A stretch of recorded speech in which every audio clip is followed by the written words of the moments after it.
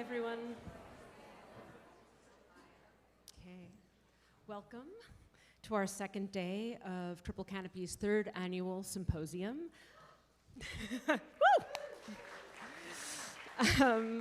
My name is Molly Kleiman. I'm the director of Triple Canopy. And thank you for being here and for tuning in if you're following us on the live stream or tuning in the days to come. And we'll be also publishing documentation of some of the live events. For those of you who are newer to the organization, Triple Canopy is a magazine. We work to amplify the perspectives of artists and writers in examining the role and conditions of culture. So we do this by publishing literature and essays and multimedia artworks on our magazine that is at our URL that you can find, a digital publication at canopy.com. But equally important to us are the live events such as this one that we also hold at our venue and office on Canal Street in Manhattan. In addition to roundtables and lectures and books and all sorts of activities across different formats and mediums. The idea for us is to maintain this feedback loop between the magazine's contributors and audiences. And to us, these forums are for testing ideas in public. And they're critical in terms of what we do and our ethos in a publishing system. So you can learn more about all of this, of course, online. And in addition, as you just heard, it's a little bit complex to describe, and we work across formats and often in these durational manners that has made it feel really imperative for us to have this annual symposium as an opportunity to gather together in real time, in real space over the course of a weekend. So thank you for joining us. This is also an attempt, as you'll see in the programs to come, to break down the line between criticism and cultural production, which means positioning practitioners as thinking in public and organizing people around their work. So I hope you'll stick around for the whole day, of course, even if that sounds a little ambitious, or tune in later. But up next, as you know, is this conversation on bad criticism that we'll speak more about in a moment. At 3:30, we will strategize around the historical and contemporary culture front with historians and artists and organizers. At 5 p.m., we'll consider how verbose art speak might relate to generative AI slop and vice versa. And then we're ending the day, I hope you do stick around, for a special experimental conversation and performance with Ryan C. Clark and Jace Clayton, and they'll be joined by an ensemble of improvising musicians. They'll be exploring, both through conversation and through sound, the role that bass plays in and beyond Black music. So for all of these activities, we're very grateful to be collaborating with Critical Minded, which is an initiative to support cultural critics of color. We're also excited to be hosted by and collaborating with Roulette. Roulette is also co-presenting this evening's program. Thanks to our media sponsors, to BOM, New York Review of Books, and Boston Art Review. And lastly, it is my obligation to make this final pitch, just to remind you that Triple Canopy is a nonprofit organization, and nearly everything we do is free, including this symposium here. So, of course, producing the work is not free, and it's very important for us to significantly compensate our contributors for joining us as well, and thinking alongside us. So, please consider supporting Triple Canopy. There are QR codes at the bar, at the merch table, by the bathrooms.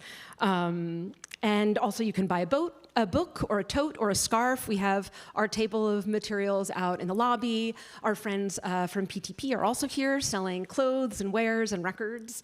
And you can always find me or one of my colleagues. So thank you again for joining us.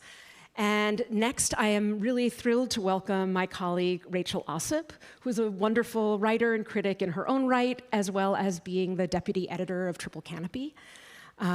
She will be moderating and framing today's conversation. Thank you.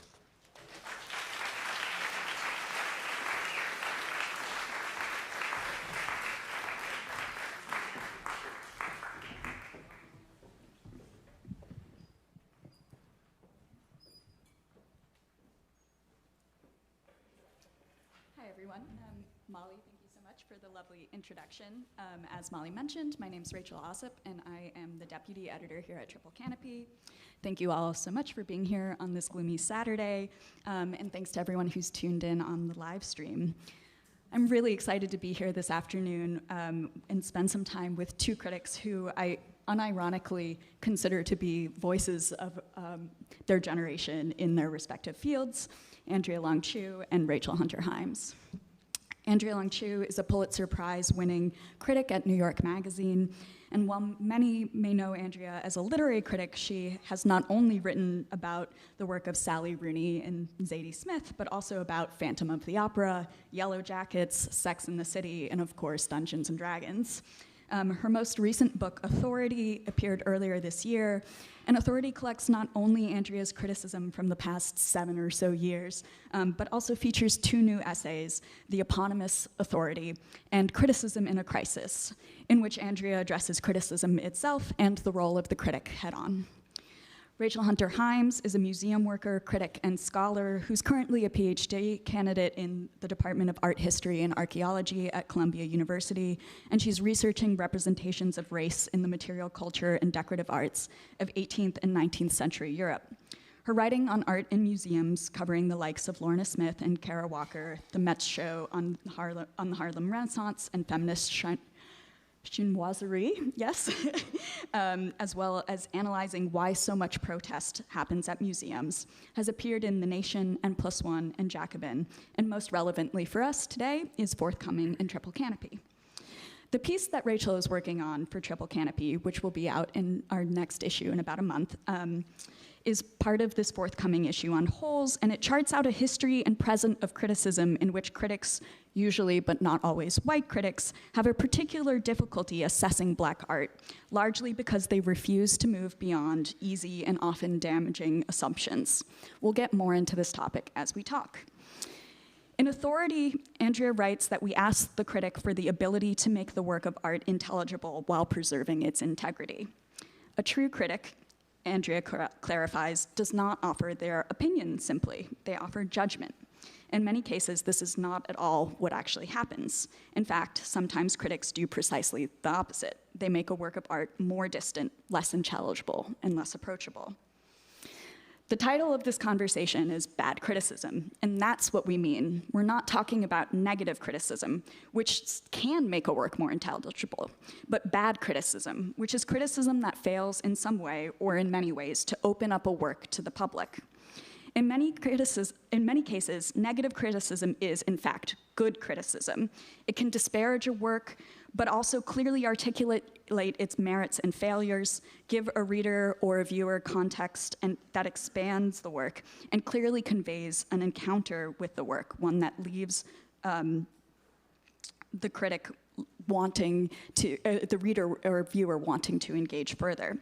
Bad criticism, instead, fails to engage in good faith with its object, and it can even do so by being overly positive, by being sycophantic and saccharine, as well as potentially being disparaging. Today, we're here to discuss the various ways in which bad criticism happens, and perhaps suss out some of the culprits of why it happens. Rachel has considered this line of thinking once before, publicly in a talk with Jeremy Toussaint-Baptiste last fall, organized by Ethan Philbrook at the Poetry Project. And I just want to briefly shout out Ethan's original work for hosting that conversation and getting the discourse going. We've had many, many conversations since that have brought us back to the stage this year. So I'm going to jump in with some questions for Rachel and Andrea to get the conversation going. We'll talk for about 40 minutes, and then we will open up things to all of you. So if you have questions, keep them in mind for that moment.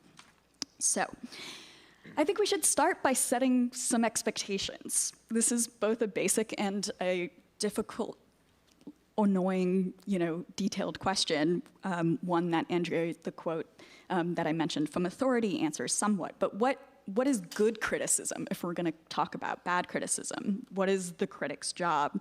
You cover most of this in your in Authority, in the essay called Authority within Authority, as well as in Criticism and Crisis, and I don't want to get super in the weeds because we could probably spend this whole time talking about good criticism and then we'd never get to the bad criticism. But to lay the ground, we should talk a little bit about that first. So maybe the easiest way to actually get into that is, what do you try to do in your own criticism, or what are you aspiring towards when you are writing criticism? Yeah. This is so long. I'm going to be hunching the whole time. Let me change that. So I think my answer is a little bit twofold, which is the question of good criticism is sort of a historical one in the sense of like criticism has always been really invested in the idea of there being good and bad criticism, and I myself am pretty skeptical of that division. I think it's doing ideological work, and I write about that some in that essay in Authority. And sort of protecting the endeavor of criticism from outside forces.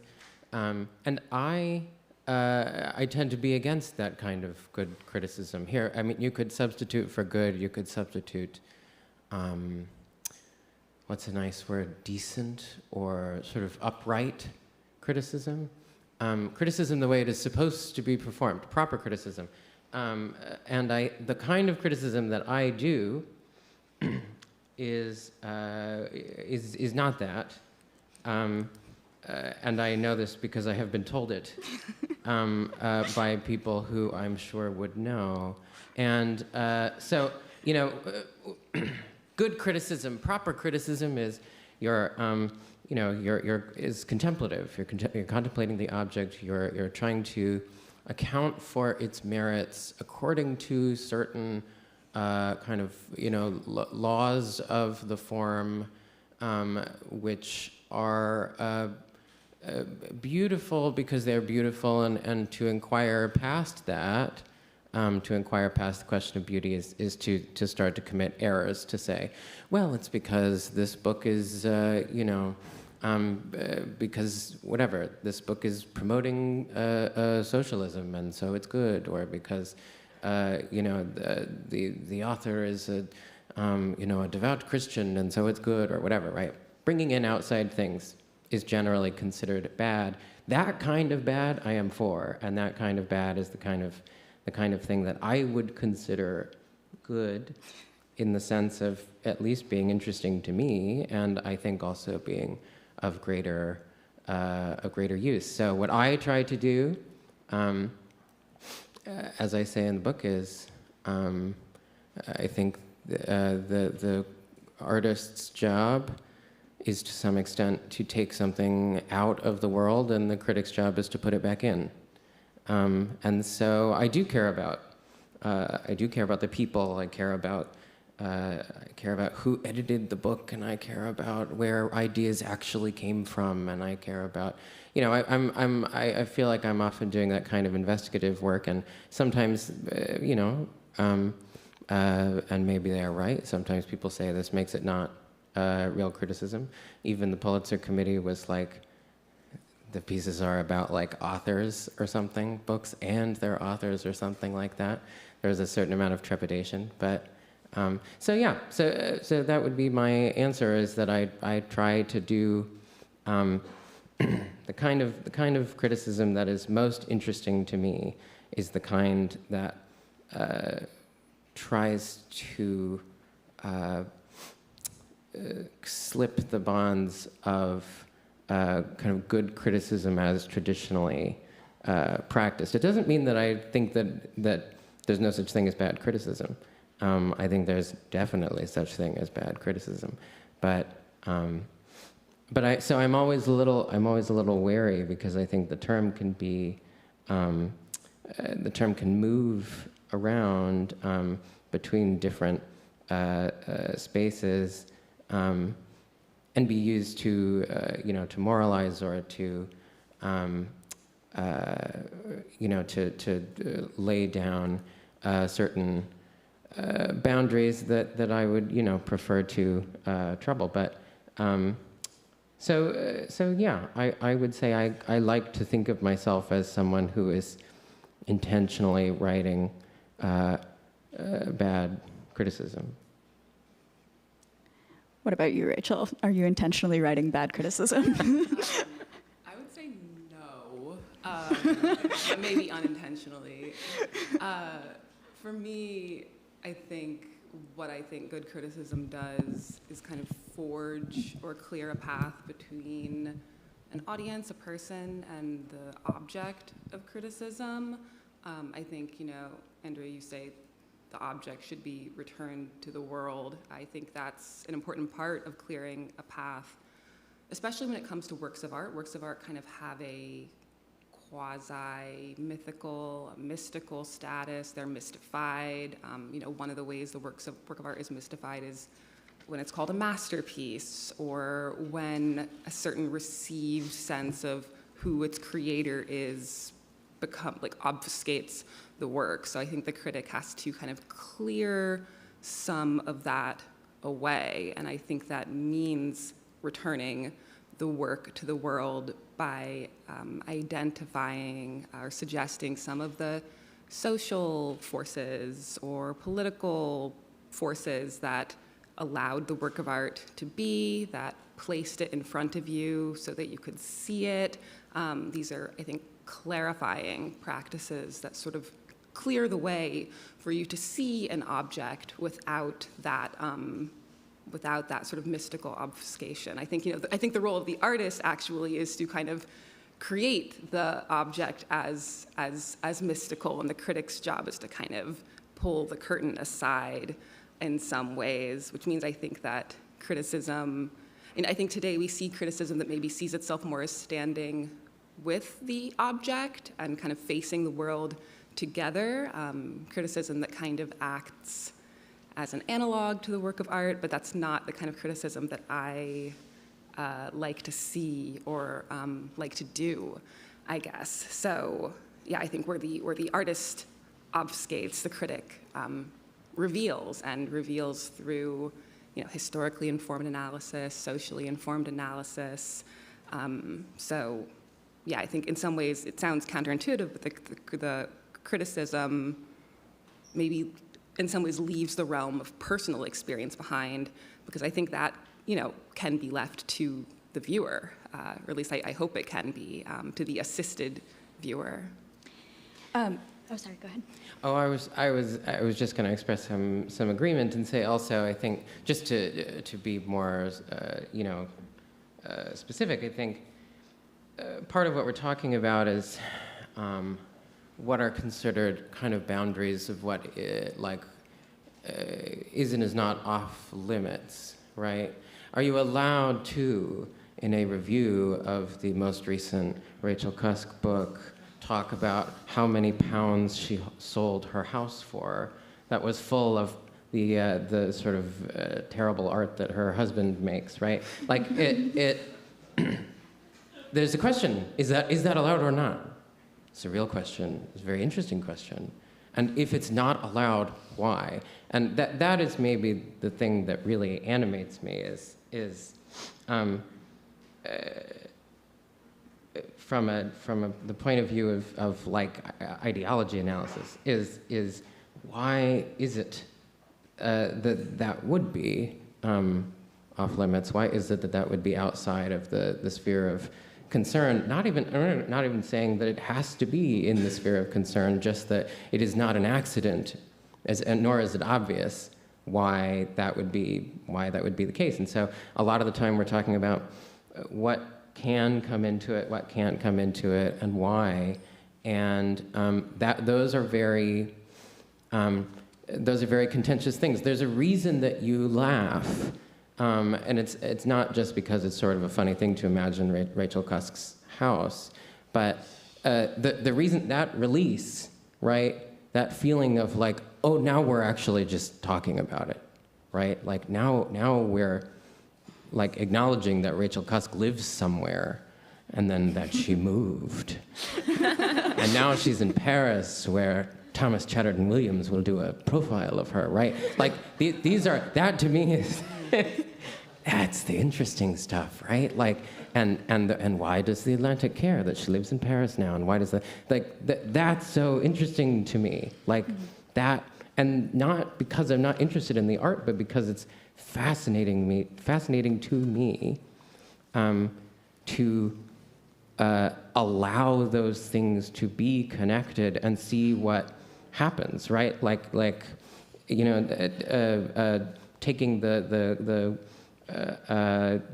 governor off of the engine or something, and like seeing where it will actually, let the work of art be flooded by all of the reality around it, and like really interesting things happen. I feel like there's a sense too, though, that these kinds of things can over-determine, and so there's almost like three different. We want to do like poles, right? On the one pole, we have the claim that none of the biography, none of the material considerations should come into the discussion, right? On the other pole, we have what Rachel has termed lifestyle criticism and what others call biographical criticism, right? Which is, as you put it, the subtle art of hanging out in lieu of actually reading or reading into a piece. And I feel like there's always this kind of complex dance of trying to figure out what the sweet spot is, like how much of the lives or the biography are relevant to the work, and how do you determine how much of that to include without falling into the trap of one pole or the other. Rachel, do you want to say any more about that in relation to the piece you've been working on? Yeah, I mean, what I guess I'm thinking about as lifestyle criticism is just like, you see a lot of art critics, they go and hang out with the artists in their studio, they visit them at their house upstate. Instead of like writing an essay, they reproduce a conversation. And the person of the artist comes to figure really, really largely in the reception of their work. I think, for me, I can understand why this is happening. One, like we have a parasocial relationship to artists who are like kind of like celebrities for like some of us. And then two, we're in a content era, and so those types of writing make good content. I think three, historically, when it comes to Black artists, the critical record is really, really conditioned by some like major silencings of Black artists, or just the refusal to listen to them. So it makes sense that like today we've arrived at a criticism that really, really wants to let the artist speak. My primary research is about the 18th and 19th century, so like I'm really, really happy to not ever have to talk to an artist. I would really love to. They should all be dead. They should be dead. I mean, for me, but I think that there are problems when we position the artist as the foremost authority on their work. One, it creates kind of like a closed loop. It's like, okay, the work begins and ends with what the artist did and what they think about what they did, which is like, then why would we even bother to look at it? Why have a viewer if what the artist thinks about the work is like the be-all, end-all of what it is and what it can be? And then, yeah, I just feel like there's a replacement of the work with the artist. But I think this is a different thing than what Andrea is talking about, because I think you are saying like the work can be slotted into a constellation of relevant, we can say like facts or data. And I think the critic's job is to think about like, which facts and which data illuminate the object productively. And I think among those data points, certainly the fact that the artist is selling their house could have a relevance. It tells us a lot of stuff. It tells us about the way finance and art are engaging each other. It tells us about what kind of financial reception the work is receiving. So I think these are like subtle but different approaches. But the artists themselves would never say like, to understand my work, you need to know that I just bought a house. So that's stuff that the critic like gets to do, that the artist wouldn't advance as a viable data point in interpreting their work. Well, exactly. Yeah.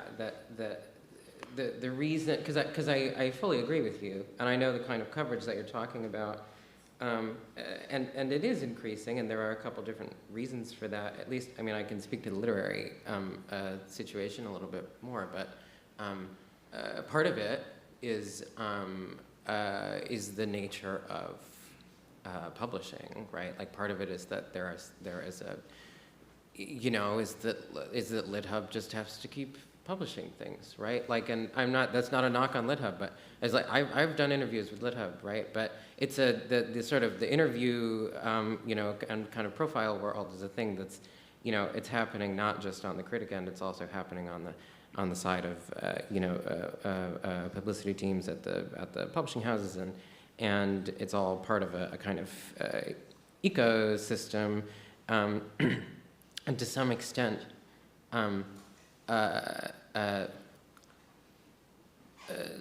as is often the case, liberalism is mad that capitalism is happening, right? Like, oh, you're ruining our art by like making it, by bringing in, you're making it so clear that this is a business and that commerce is happening, and right. So, I think there's that aspect of it, but also, to your point, yes, I think there is a version of focusing on a person which is.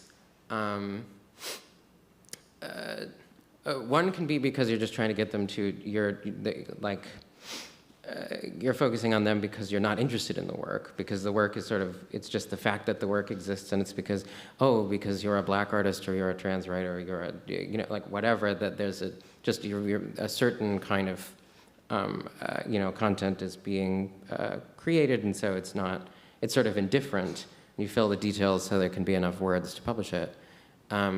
But also, even in a sort of better faith version of that, you can't ask people are poor authorities about their own art because they're also poor authorities about themselves, right? It is materialism to say, this person wrote this novel while they were on fellowship in Scotland. It is not really materialism to ask the person how Scotland was, right? Those are very different questions. You can, but then you should also be doing the first part, right? So, I think that is getting to a kind of instability in what we mean by personal, right? That it's too personal to do this. What we mean by the person in that case versus sometimes we mean the actual person, but sometimes what we mean is the kind of the conditions around the artist's work that are being hidden under the idea of the personal. I feel like the far epitome of the lifestyle criticism is the Grub Street diet. I mean, not that anyone considers that criticism, but I'm sort of endlessly fascinated by that phenomenon, that people want to know what writers eat. I'm like, I don't want to know what writers eat. I want to know what writers write. But this is, again, part of the machine. And I think it's important to, criticism has a close but hypothetically distinct relationship to publicity, but those lines can get very blurry. And I'm curious to hear you both talk a little bit maybe about how that particular element differs a little bit between the literary world and the art world, potentially. This is all conjecture. We're not going to have truths on this because obviously Andrea and Rachel are only representing specific arenas of both the art and the literary world. So we're trying not to generalize too broadly, but.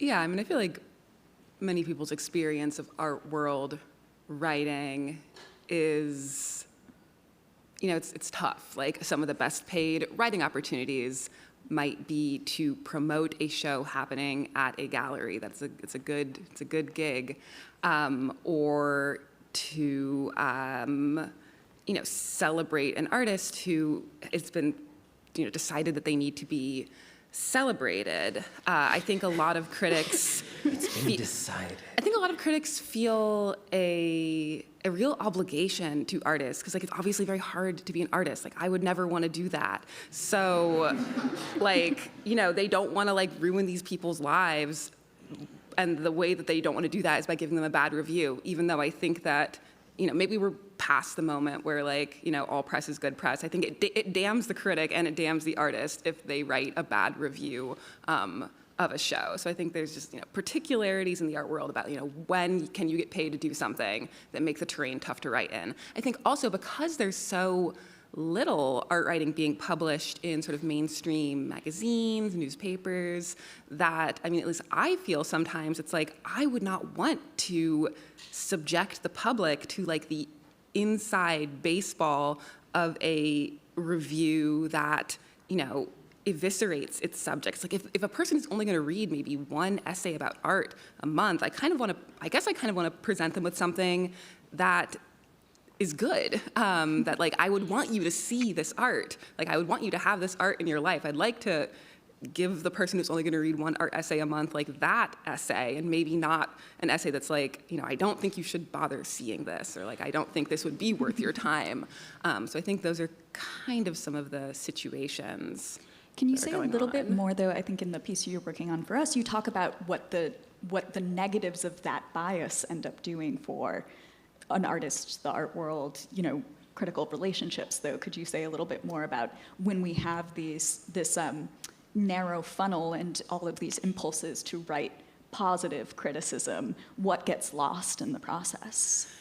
Yeah, I think at a really basic level, people should have a model for liking and disliking art. As a museum educator, I work at a museum. I really like to encourage students to tell me if they find a work of art like not compelling. I'm like, what was your favorite? What was your least favorite? Like, do you hate Rembrandt? Like, I'd love to hear that. If so, I think that my piece, I'm thinking specifically about the kind of criticism that Black artists receive. And I think, one of the things that is happening is that because we are in a moment that has placed a lot of pressure on cultural consumption. This moment might be ending, but, for the past, 8, 9, 10 years, works of art have been called upon to perform a political role that they can't really necessarily fulfill. Institutions, critics, the art interpretation apparatus assigns political value to works of art, especially by artists of color, especially by Black artists, calls upon those works to be political. And then I think people get disenchanted when they feel or sense that the works of art can't actually do that. And then there's kind of like a wholesale disenchantment with art and art making. If you're being told like this work of art has this political impact, has this political power, and then somehow you can't agree with that, or that doesn't resonate with you, and in many ways it can't resonate with you. A work of art does not have a political power in the way that claims are being made for it. And so I think that those are the types of positive assessments, positive send-ups that say the work of art is important, that say it's timely, that say it's urgent, that are functioning for me as reviews that feel bad in some ways, because they're asking something of the object that it can't necessarily fulfill. And I think that is bad for artists, bad for audiences, and bad for viewers too, I guess. And to just put an explicit point on that, what you mean by a political role that they can't fulfill is like a vision of representational politics that is actually functionally changing the world, right? It's like the discourse of representational politics is like, if we represent, everything will get better.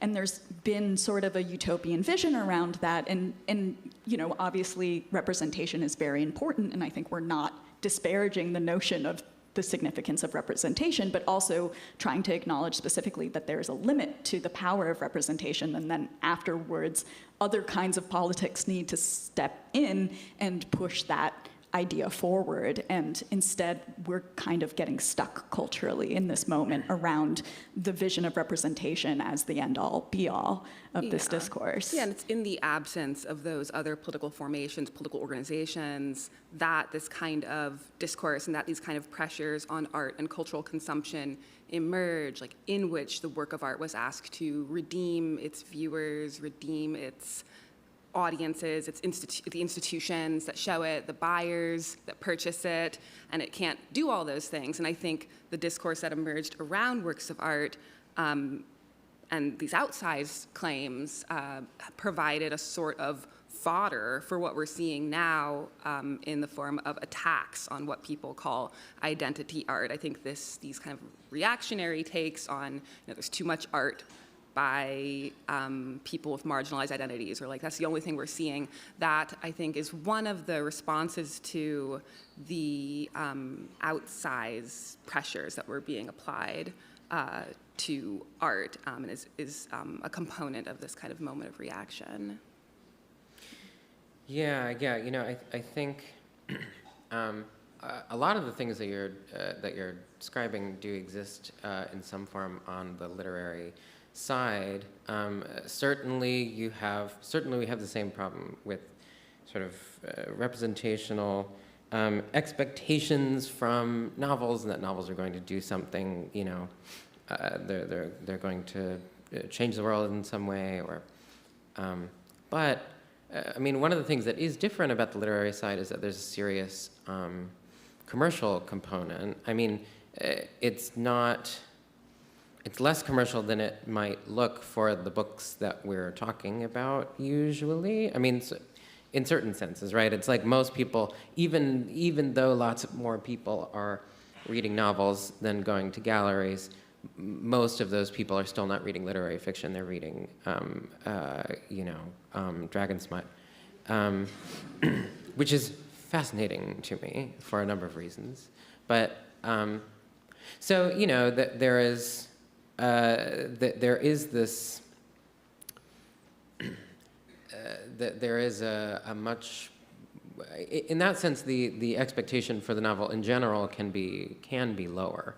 Another one of the big differences is that the New York Times Book Review exists, right? So it means I always have an antagonist, right? It means that there is, in other words, there is actually a sort of mainstream organ of kind of like of whatever kind of middlebrow literary taste, and that is, I don't even mean it as an insult. It's just like that's actually just what it is, right? And it produces sort of consensus where you like the same way that the New York Times cooking app produces consensus about what tastes good, right? There's just like everyone reads it because the Times said they should read it, and so they like it because and it doesn't mean the like is actually disingenuous. It's just it's a taste community, and so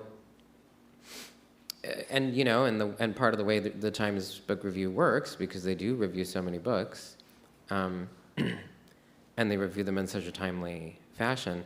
That it's mostly novelists. It's mostly other novelists reviewing novels, and very rarely do they say anything meaningfully negative or meaningfully meaningful about those novels. Because why would they?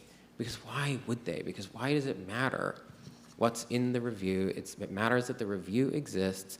It matters because it will become a bit for the paperback. They just sent me my paperback cover. I'm thinking about this, and realized that that's what happens. It's we like to complain. I mean, the New York Times Book Review has had a bad reputation since the inception of the New York Times Book Review. You can read stuff in the 30s with people complaining about the Times Book Review. It's there to be complained about to some extent. But what makes that criticism bad is the fact that it reveals to those of us who know, and it's not necessarily that hard to become one of us. It reveals to those of us who know that the industry is an industry, and that when someone is giving a sort of nice, tepidly benevolent, account of the latest novel by whoever, that they are protecting their own professional interests, and that is, it's criticizable, but it is also, I think it has to be understood in the actual context of it. So in a sense, there is a kind of truth in that, because it feels crasser, that you don't find in the kind of work that you are talking about, Rachel, where there is this attempt to present a particular work of art as representing everyone in some identity group, or as a part of a project of liberation or freedom or democracy or whatever. Something about that obviously falls short. Whereas, kind of the parlor room chit chat of something like the Times Book Review really reminds you that there's a parlor room, and I can appreciate that in a way. And to be fair, there are New York Times art critics as well, and there is an art section, so that also does exist. But it wasn't run by Pamela Paul. Maybe let's talk a little bit about the relationship to an audience as well when one's writing criticism, because I feel like another thing that we've talked about in the past a little bit about is like what responses one gets to criticism through what avenues, and also how internet reception can play into a willingness or unwillingness to write bad criticism. As Andrea, you have clearly professed, you go forth and in your own statement write what some consider to be bad criticism, and what I would assume many of you are here in the room because you consider to be good criticism.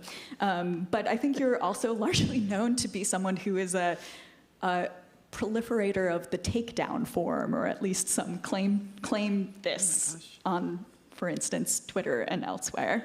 And we were talking a little bit about how we feel that takedowns are much less of a thing in the art world in general, and we're curious, like, what were, I think some of these material reasons play into that a lot.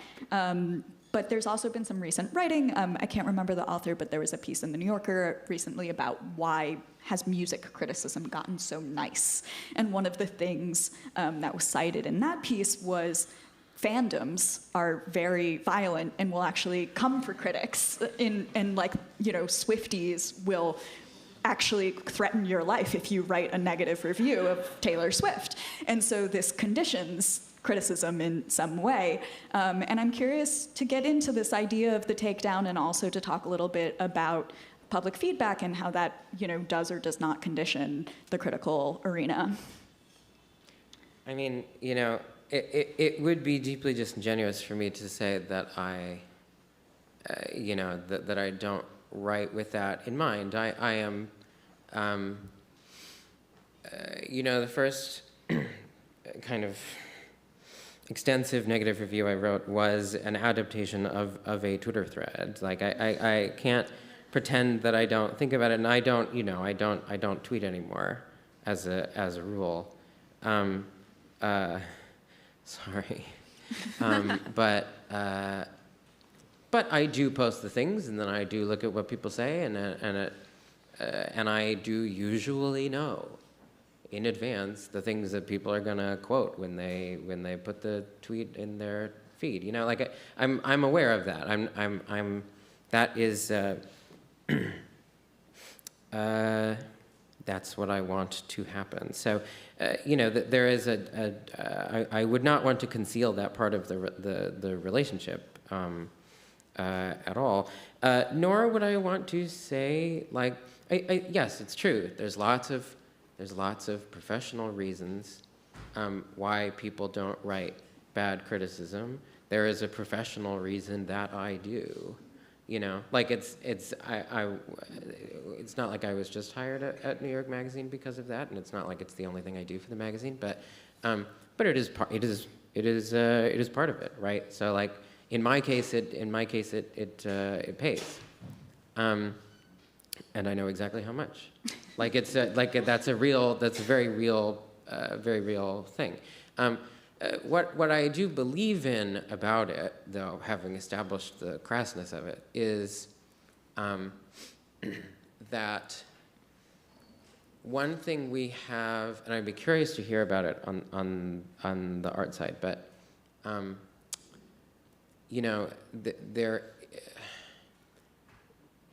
we have a kind of celebrity around novelists and occasionally memoirists or poets that is a real kind of celebrity that is can be connected with a kind of influencing, or with sort of professional talk giving, or like there's a kind of public figure, and so I often, not always, but I am often writing about people who are public figures and have made being a public figure a part of who they are, and in those cases there is, I think, it is of interest to the common weal to actually try and figure out what these people are doing, because they are, they're the people who are enjoying the most. They're enjoying, some of the greatest benefits of a profession that most of whose practitioners do not enjoy those benefits. Most novelists are working novelists, like most actors are working actors, right?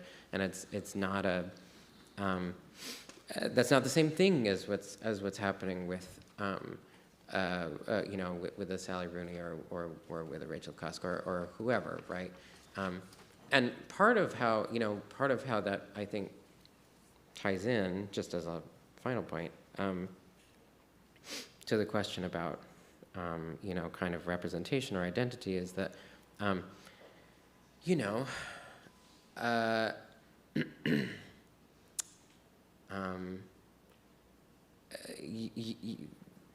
we end up soliciting, our most beautiful and incisive accounts of minority experience from people who fundamentally do not have that anymore, because they get six-figure book deals, and they can get $50,000 for coming to your college and answering a couple questions, right? You actually are having a minority experience, but it's not the one that you think you're having, and it doesn't mean that within that they're not still experiencing various forms of aggression or being made to feel that they don't belong or whatever, right? It's more complicated than just one thing or another, but to some extent, those books end up being written by a very smaller set of people, and part of the reason that some of those people, some of those novelists or other writers or entertainers or artists will object to the idea of having their work criticized, or will object to the idea that they are not, in fact, like carrying the spirit of Vietnam everywhere that they go.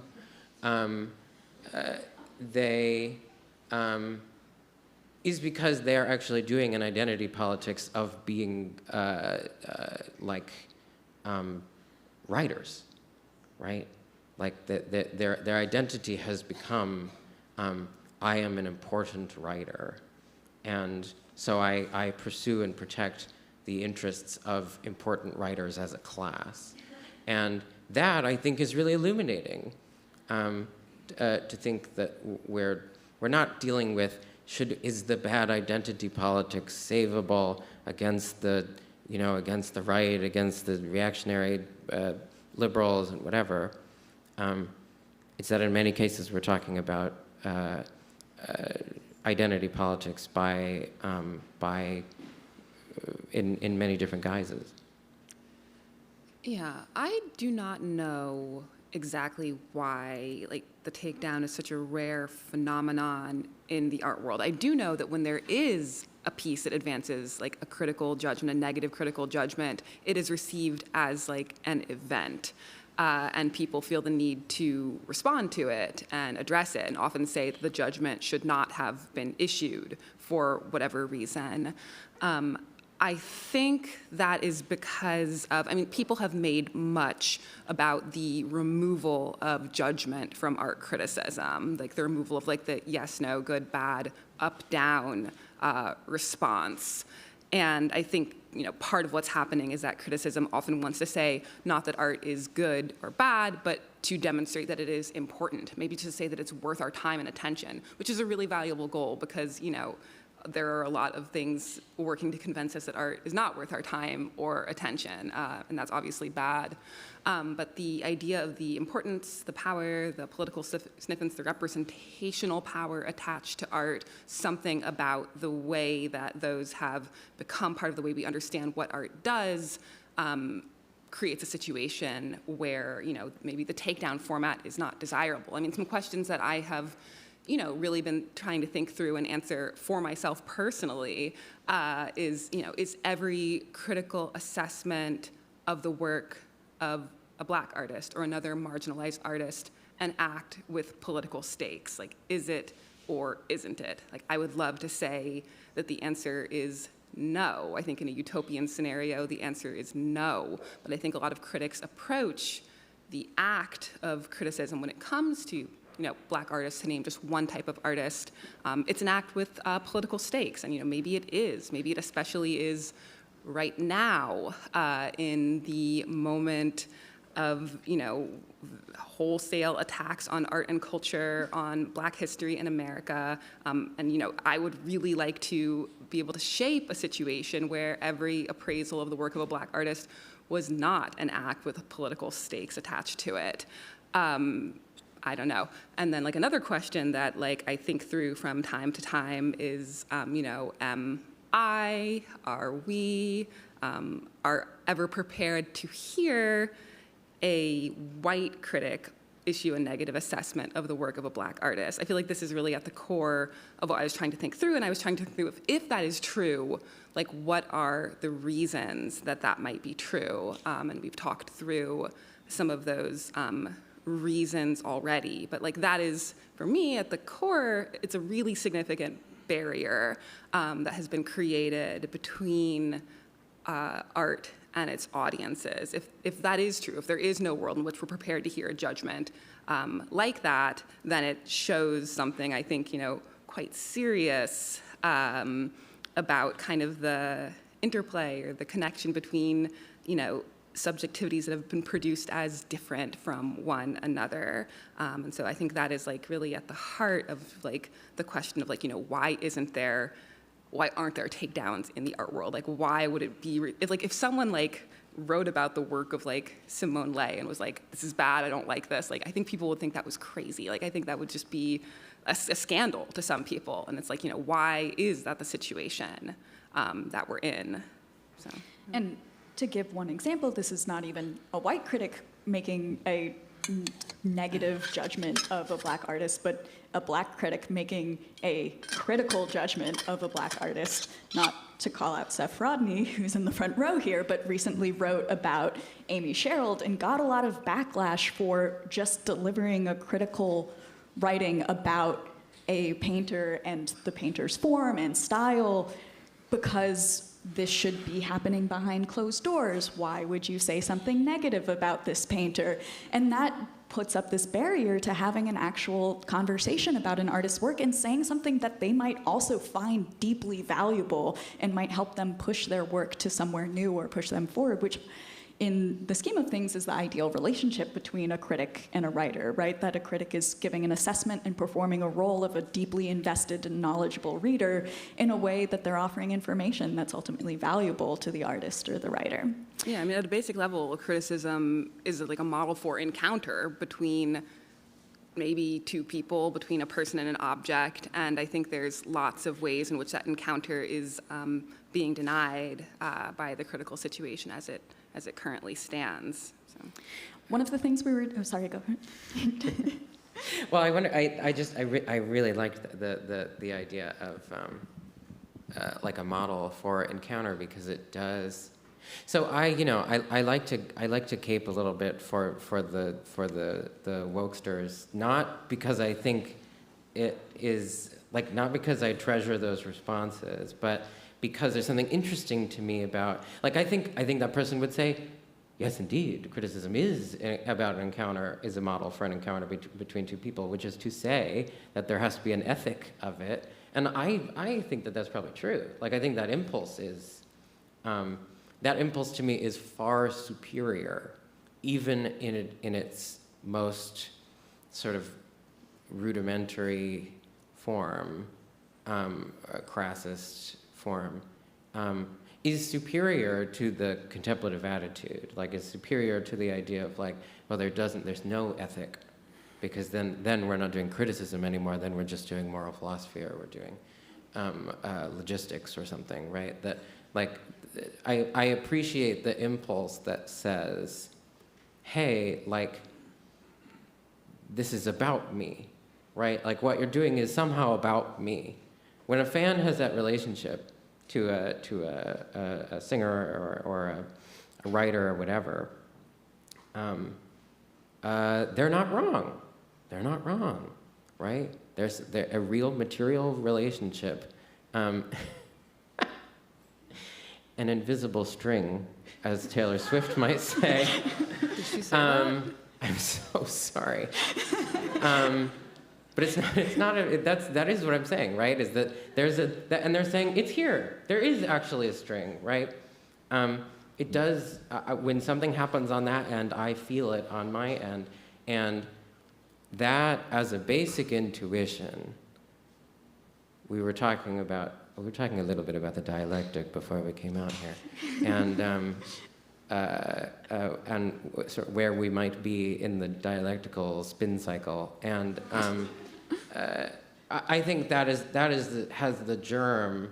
That is a negation, right? That is saying, hold on, right? Like, there is a different reality, and as long as it remains just that negation, then we're not doing the dialectic, and we're not, something more that has to be made into something more than just how, I'm going to come to your house and shoot you because you said something mean about Taylor, right?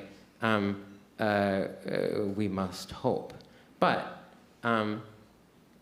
there is a part of me that still prefers, I'm going to come to your house and shoot you because you said a mean thing about Taylor, to, well, let's just talk about the art, The first thing is acknowledging in a sort of hysterical way some kind of material reality. So to follow up on the thread of the invisible string, one of the things we were talking about downstairs before we came up here was, why do you all care so much about bad criticism? This was Rachel's explicit question. Why are so many people showing up here today? Why do they care about this? And Andrea said, this seems like the most interesting thing we should talk about is why you are curious that everybody cares about this. And I think the best way to answer this question is by having you all ask your questions for us.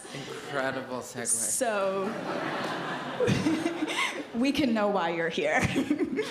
So if you have a question, please raise your hand, and my lovely colleague Zach will come around with a microphone and hand it to you, so you may ask. Is it on? We can only do down here. Yes. Yeah, I'm sorry, sorry, people. people's upstairs. Wow. If you feel very passionately, though, Oh my and you are gosh. upstairs and have a question, you can yell, and I will repeat it for those on the live stream. So you're not actually you excluded. have Just run equal down here. opportunity, but you will have to try harder. It's like those equality boxes meme. If you don't have questions, we can speculate on why you're here, but I'd much rather Gesture. hear from you all. Okay, I have a question. A question, which is kind of broad, but I think one distinction between, say, art criticism and music criticism versus literary criticism is that you really can't make or break a career anymore with a bad review in the art world. I mean, the artists who make the biggest bucks routinely get panned by critics. And likewise, no amount of bad reviews is going to stop Taylor Swift. So whereas in the literary world, as far as I gather, a New York Times book review, a glowing New York Times book review can really, it's not the only way to make a bestseller, but it's still, a pan can really count for something. So I guess my broader question is, there's a lot of little takedown machines running on Instagram accounts, and there's the Manhattan Art Review, there's Diva Corp, writing really good impassioned takedowns for reasons that are unclear, right? Because they make no difference at all. So I was wondering if we go on the assumption that this discussion has been premised to an extent on this idea that like there's some mysterious alignment that could be accomplished between an artist's aims and a critic's aims. But what if they're just their own things? Like if there is no alignment possible, why does criticism continue? Like, is it like? And I'm just wondering your thoughts about that. Yeah, I mean, you're right that we have these, like, yeah, you say takedown machines. That's exactly what they are. They're issuing negative judgment because they've perceived correctly that was a gap in the art world. As to, art criticism, I think they have an inappropriately symbiotic relationship. I really do believe in criticism for criticism's sake. I think, there's a historic idea of the critic as the parasite, kind of like the leech hanging off of the art world. But I actually believe that the practice of criticism does something different, or should do something different than the creation and then viewing of works of art, because I believe that art, when it offers itself as an object, gives the critic an opportunity to reveal something that is worth knowing that the object doesn't do or say on its own. I think art, it sounds a bit like I'm objectifying the object, or I'm making it like a utilitarian thing, but I think that criticism is a pathway to understanding things about our society, about our history, that the object doesn't offer on its own. And so I think that, when there's just like a feedback loop between the critic and the art world, or between the artist and the critic, that is really, honestly not criticism, which is why I think negative reviews for their own sake, and the kind of really ekphrastic send-ups that are kind of happening right now, where it's just kind of sometimes almost stream of consciousness, unadulterated flow of experience as offered up as a critical assessment, both don't really work for me, I guess. Yeah, I would agree with, I think I would agree with basically all of that. I might put it as, what it says in the book is, okay, you can have art for art's sake, and then we'll have criticism for the sake of everything else, right? And I think that's a fair allotment. I would say I think they're completely different things. The whole critic as artist thing, I think, is sort of a nice, whatever. It's a nice idea, but it's not actually changing it's not really changing the math there. And I just think it's a practical activity in a way that art, if we are to believe that it exists, must not be. As Rachel just said, it has to tell you something, which art does not have to do, and that makes a world of difference. I like to say it's ultimately functional writing. If it's formally impressive or appealing, then great. But it's a table, right?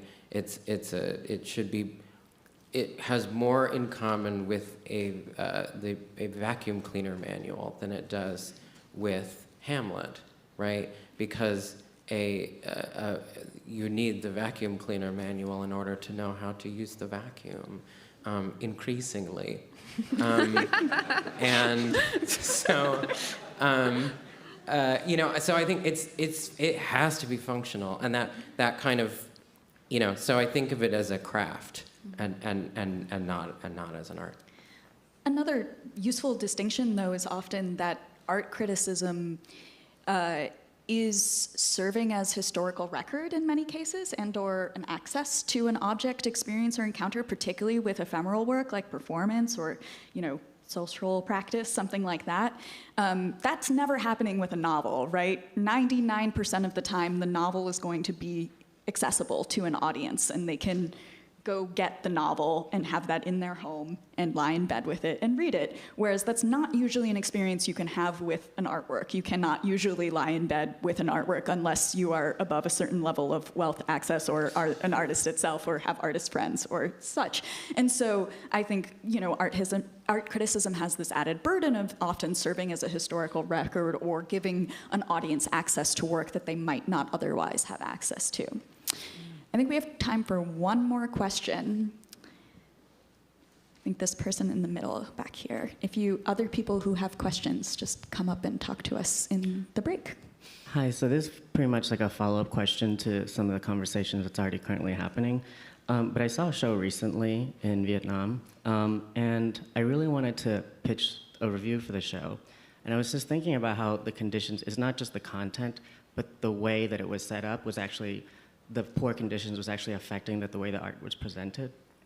And so I was thinking about, like, how do I pitch this and say explicitly that I actually want to say something quite negative about the show, and not simply for, like, the idea, but the actual execution of it. And I was told quite explicitly from one of the main editors that, this is not our emphasis. We don't want to think about this because we want to think about how much effort was actually put into the art, how much effort we understand collectively goes into the type of production that this is, right? Whereas I do think even in a lot of novel writing, there is a lot of effort on the, in the actual industry, but it doesn't seem like the critical apparatus is in the same way succumbing to some of the same material conditions that would make sense in the art world or in the plastic arts. So I guess my big question is this: if we sort of assume that the baseline for criticism is that anybody could make criticism, as opposed to there always being a sort of gateway or sort of this entryway into what is possible for criticism, then can't we not think about the actual critical apparatus itself as a sort of compromised approach to thinking about how criticism works? Because it isn't actually that democratic. Yeah, I think it's really important to think about the medium, the setting in which works of art are transmitted to us. This is something that actually it can be much more obvious when you're looking at a work of art. The place it is usually pretty apparent to us. It's downtown, it's in MoMA, it's in some rich man's house. I think it's actually much harder for the literary critic to maybe reconstruct some of those conditions by which the novel or whatever arrives to us. I think, maybe in the art world, because of the relationship between publications and institutions, maybe there's sometimes a reluctance to think about things like curation, strategy, and to take that as the object of critique. But it certainly is a really important object to take for critique, and so too is the history of interpretation, if such a history exists. A problem in art criticism is because there's not a lot of art writing. Critics are worried that the thing that they write might be one of the only things that ever gets written about a piece of work, and that's a sad situation because there really should be more. But yeah, I like to think of those kind of things as being within and even being produced by the object, and the object, something about it has caused it to be seen in a certain setting. Something about its qualities has yielded certain strategies of curation. So those are, I think, they're not external to the object at all. Also, I feel like we all know that effort does not equal good choices or quality, right? This is a truth, and in fact, it seems like a gift that you would be offering to say, you spent all of this effort in a weird way that did not accomplish the thing that you were seemingly aiming for. That is, as someone who, long ago went to art school and was spending a lot of effort in the wrong ways and then realized I should be doing something else. I think that's a helpful thing to hear, because then maybe you can spend that effort doing something else. And you only have so much time and energy and, as you say, resources, materials, things like that. This is actually the gift that the critic has to offer when you're offering good critique, which considers a general sense of the material conditions as well as what people are trying to accomplish with the work. Yeah, I think, and just to that point about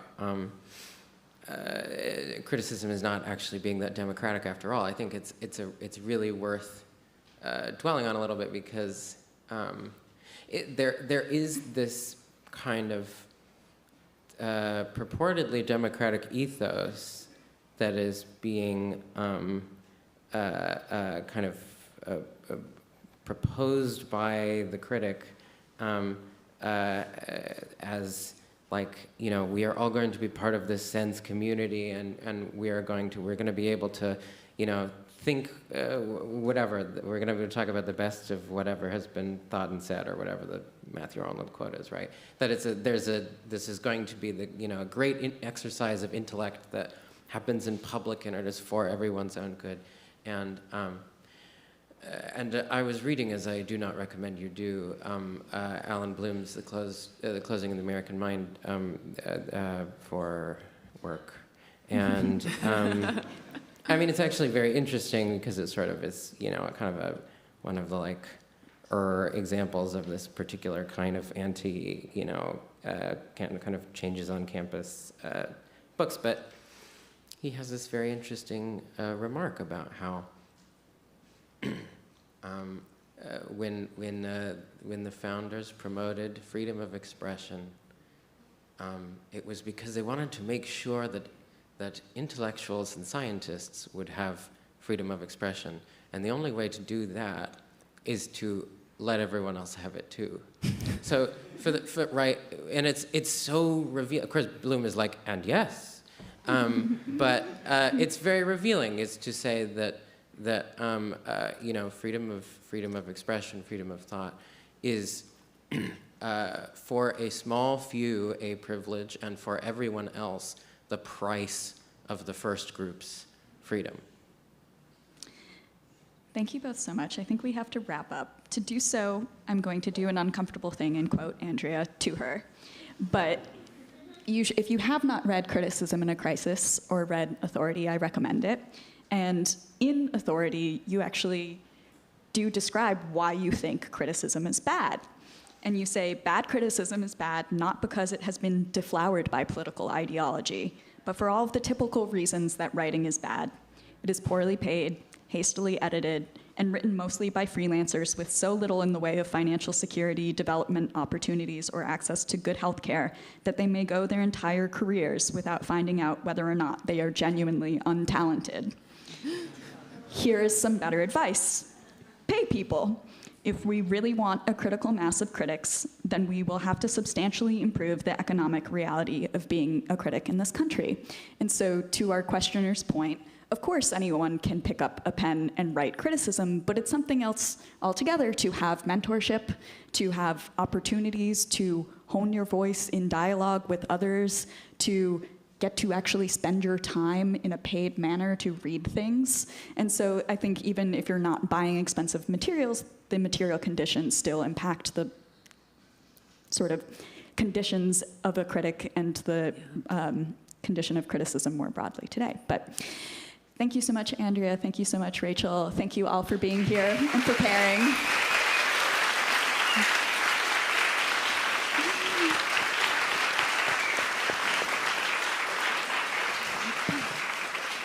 We're going to take a little break. We'll be back at 3:30 with more on the culture front. And stick around, get some coffee over here, check out Wares by PTP, get some merch in the beginning. Thanks.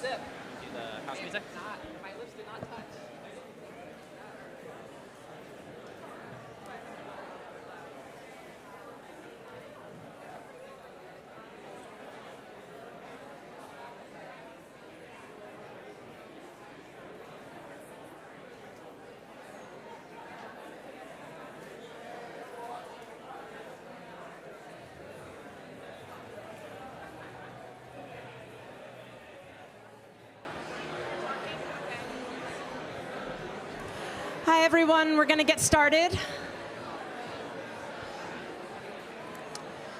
For those in the back, gather your drinks. Please come back to your seats. Thanks so much. All right. I'll give everyone a moment to file back. All right. Great to see so many of you. Welcome to our second day of the Triple Canopy Symposium. For those of you who are just joining us for this session, hello to all who have been here since earlier this afternoon. My name is Molly Kleiman. Again, I'm the director of Triple Canopy. As you probably know, we work across a vast array of mediums and formats in our work. We publish a digital magazine, which includes works of fiction, essays, multimedia artworks, but we also really value these in-person opportunities to gather around public programs, such as this one. We also have a space on Canal Street where we do probably like once or twice a month. We'll have events there too, so please come join us any other time of year. So the symposium to us is a really important moment to have an in-person, real-time instantiation of Triple Canopy's approach to publishing. And so over the course of this weekend, we'll have panel discussions, presentations, performances, and various festivities. It's also an opportunity to break down the line between criticism and cultural production, which means positioning practitioners as thinking in public and organizing people around their work, as we are doing now. So we're very grateful to be partnering with Critical Minded, an initiative to support critics of color, and partnering with Roulette again this year for the second time. They've been really wonderful to work with, so thank you so much. And a shout out again to our media sponsors, BOM, New York Review of Books, and Boston Art Review. Again, I am dutifully obligated to make a pitch every time to support Triple Canopy if you appreciate this work. It is expensive and takes time and a lot of care to put on these sorts of gatherings and support artists and writers, so please help us keep them free. We're thrilled to have this conversation. It feels like a really natural following from the previous panel, for those of you who are here, where part of the conversation took up the challenge when we were expecting an artwork to not only point to or represent a sort of sticky, challenging political issue, but also do more than maybe what it is capable of doing. And I feel like this conversation asks, well, what if it can do more? And what if we push it and ask ourselves to do too much? And so I'm thrilled to have Kieran Finlayson, a contributing editor of Triple Canopy, as well as the communication director at the Fiscal Policy Institute, lead this panel. He'll be framing the conversation and moderating. He himself is both a cultural critic and wonderful writer, as well as very active in political strategy and movement building. So the perfect person to lead us for this next session. Thank you.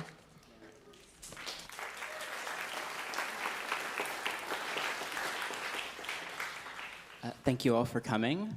So this panel is about culture and social movements, and it draws its title from a 1996 book by Michael Denning called The Cultural Front, The Laboring of American Culture in the 20th Century, which studies the sweeping, radical democratic movements of the 1930s and 40s that transformed national culture in the US. In it, he argues that cultural front artists and activists reinvented the figure of the American people in the image of plebeians, emigres, and moderns. They were the cultural wing of the Popular Front, born out of the Great Depression and responding to the rise of fascism, though as we'll hear, it's more complicated than that. Politically, they united social democratic elections, anti-fascist and anti-imperialist solidarity movements, and the civil liberties campaigns against lynching and labor repression. In this time, the urban working class was being organized at an unprecedented scale by the Congress of Industrial Organizations, and the children of this class were becoming artists and intellectuals en masse, attending universities for the first time, and shaping the newly consolidated culture industries. These developments meant that radical artists were no longer confined to Bohemia and dependent on benefactors. They were employed by the federal government, the universities, the culture industries. They received federal grants. They professionalized, bureaucratized, and found enormous audiences. They helped to shape a new sense of class consciousness, uniting millions of radical and ethnic industrial workers with professionals and shopkeepers. So as a result of an alliance between the New Deal Democratic Party and the Communist Party, the left held sway over US culture and politics like never before. Denning writes that in 1942, a Fortune magazine poll found that a shocking 25% of Americans favored socialism, and another 35% were open-minded about it. In New York, socialism is back on the ballot, but the cultural meaning of this development is uncertain. Just last week, a poll by Jacobin Magazine, the Democratic Socialists of America Fund, and the Rosa Luxemburg Stiftung found that 74% of Democrats believe democratic socialism is closer to their viewpoint than capitalism, and 15% of Trump voters agreed.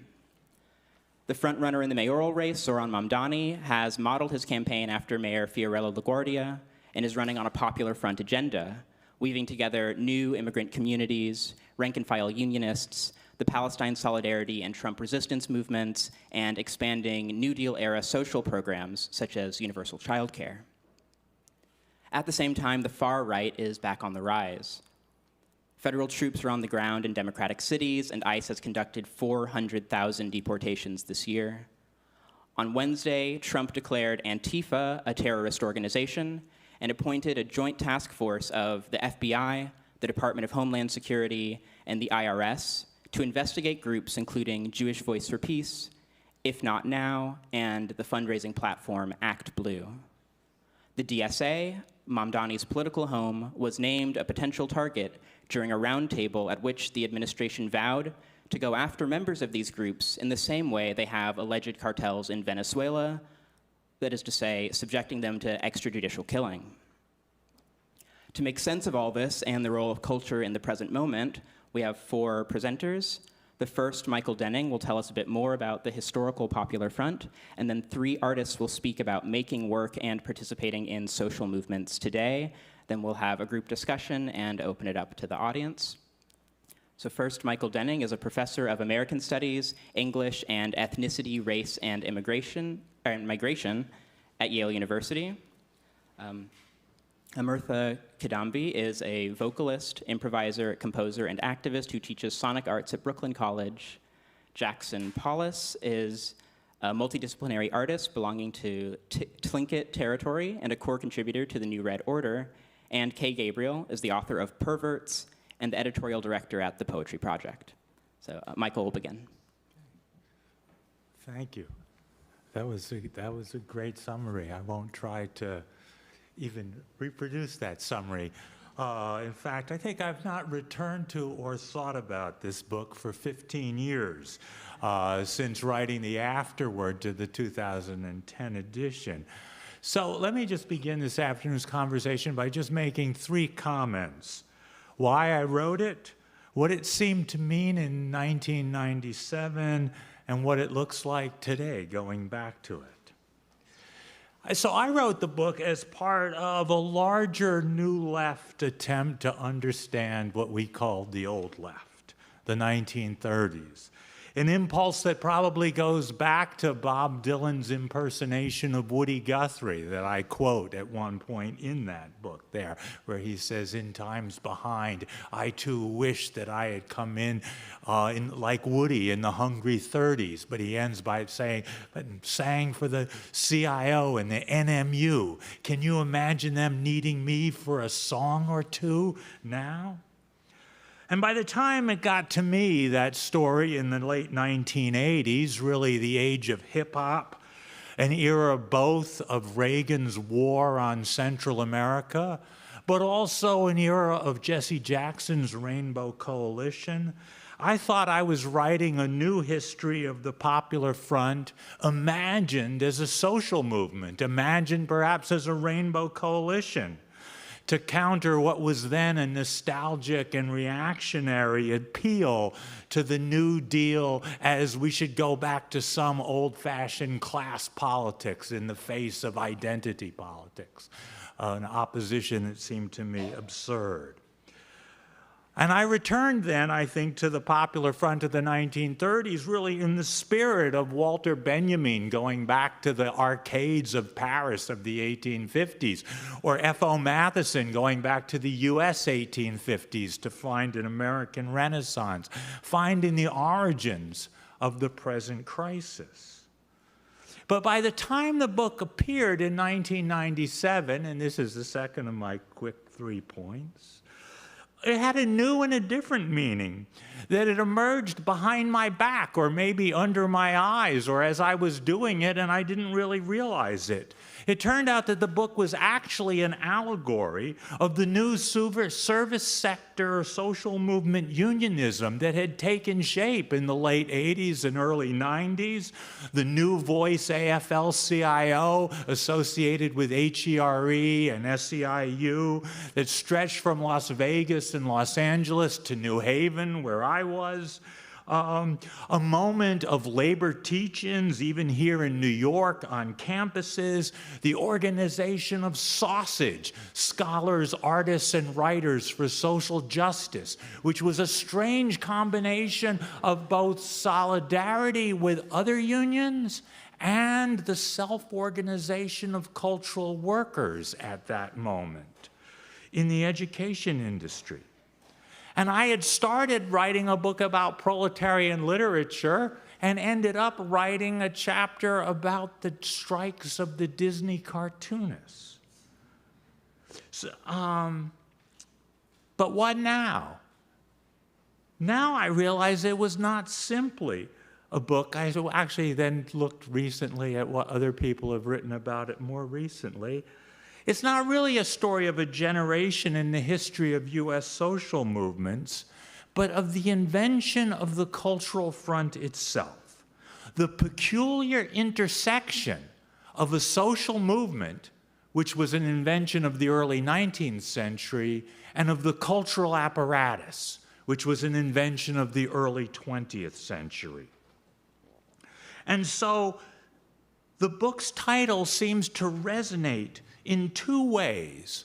On the one hand, a continued interest in the moment of that Popular Front social movement that rose in the wake of the crash of 1929 and the rise of the right-wing populisms and nationalist socialisms that called themselves fascism. And a more general use of the term cultural front, as in Kay Gabriel's comment in a relatively recent essay that, and I quote, "In the past decade, the cultural front has shifted dramatically," a usage that really has nothing to do with the 1930s in particular. And here I think there's a continuing tension between the politics of affiliation, artists taking sides, the social significance thrust, as Duke Ellington called it, and the politics of form, the invention of new affects and new aesthetics, new genres and new media, the political unconscious of a particular period. And a continuing tension between at least four distinct and overlapping levels of the cultural front that I think we'll talk about this afternoon. An avant-garde culture of experiment and improvisation, like the work of my fellow panelists. A movement culture of picket line songs, posters, and podcasts. A state culture of schooling, museums, and libraries, and their workforces of teachers and curators. And a culture industry selling and streaming to us cultural commodities, as well as now Bad Bunny at the Super Bowl. So let me end, or begin, with a line from Orson Welles, a theater, radio, and filmmaker, speaking to an audience very like this, perhaps even in this building. I didn't double check that. The People's Front, I might need my glasses for this. The People's Front can get along without the theater, and get along, if Mr. Blitzstein will forgive me, that was Mark Blitzstein, the great communist composer, without music. But we, the artists, cannot get along without the People's Front. When our art has some temporary connection, some valid and live relationship with such things as are reported in this evening's newspapers, Hitler's invasion of Austria, then it is worth making plays and writing songs for them and acting in these plays and designing productions for them. The minute we lose sight of this, we are necromancers, spellbinders. And as spellbinders always find out, the amount of magic we can dispense in a single town is always limited. And we discover ourselves beating it across the county line before the moon is full again.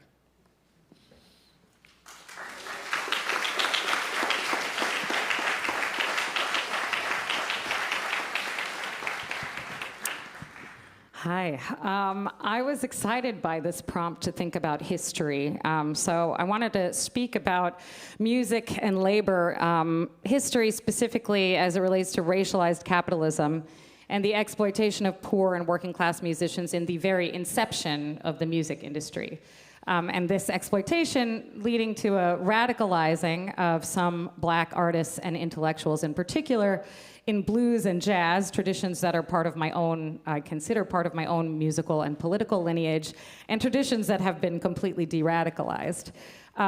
Blues emerged in the Reconstruction era and the Great Migration towards the Midwest and the North to industrial labor jobs in New York, Chicago, St. Louis, these types of places.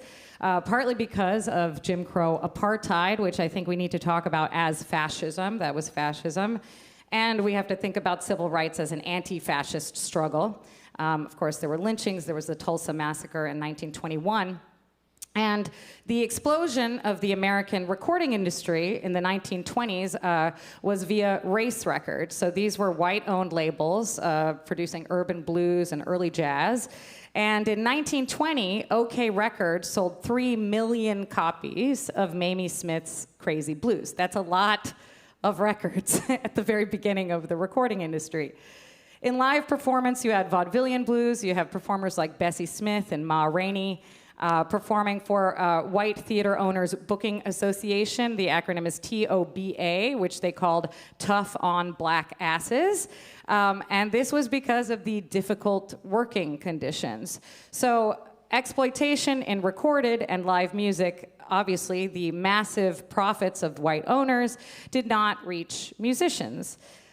Blues was about many different things, including the hardships of working conditions. And in the 30s, in the 1920s and 30s, we can also look at the Jazz Age and the Harlem Cultural Renaissance. But even in Harlem, like the Cotton Club, for example, audiences were segregated. So in thinking about space and spaces for art, Barney Josephson in 1938 was a Jewish working class shoemaker, and he opened a place called Cafe Society in Greenwich Village, which had integrated audience. It prioritized the treatment and pay of musicians. It was pro-union. There were no exclusivity contracts, and they had weeks-long residencies for musicians, including Billie Holiday, who made her debut there, and she sang famously Strange Fruit there on the subject of lynchings, which Angela Davis writes is almost single-handedly changed the politics of American popular culture and put the elements of protest and resistance back at the center of contemporary black musical culture. So Cafe Society, a music venue, a jazz club, was itself a hub of leftist organizing, civil rights organizing, workers' rights, anti-fascist organizing, making the owners of the club and the artists targeted by McCarthy's House Un-American Activities Committee. One of those artists was vocalist and activist Paul Robeson, who was an outspoken black leftist. He went to London to study what was at the time called Oriental and African Studies, and he met British socialists and anti-imperialists. He was an internationalist who took many trips to the Soviet Union and China. He participated in organizing around the Spanish Civil War and expressed solidarity with workers. On his return to the US at the start of World War II, he issued scathing critiques of American empire. So here's James Earl Jones reading some of his testimony for the committee. Could I be allowed to read from my statement? Will you just tell this committee, please, while under oath, Mr. Robeson, the communists who participated in the preparation of that statement? Oh, please. The reason I am here today, from the mouth of the State Department itself, is I should not be allowed to travel because I have struggled for the independence of the colonial peoples of Africa. The other reason I'm here today, again, from the State Department and from the record of the Court of Appeals is that when I am abroad, I speak out against injustices against the Negro people in this land. That is why I'm here. I'm not being tried for whether I'm a communist. I'm being tried for fighting for the rights of my people, who are still second-class citizens in this country, in this United States of America. My mother was born in your state. My mother was a Quaker. My ancestors in the time of Washington baked bread for George Washington's troops when they crossed Delaware. My father was a slave. I stand here struggling for the rights of my people to be full citizens in this country. And we are not. We are not in Mississippi. We are not in Montgomery, Alabama. We are not in Washington. We are nowhere. And that is why I'm here today.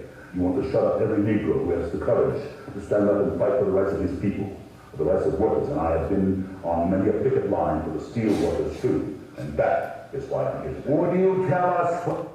And here's Robeson singing for coal miners in Scotland.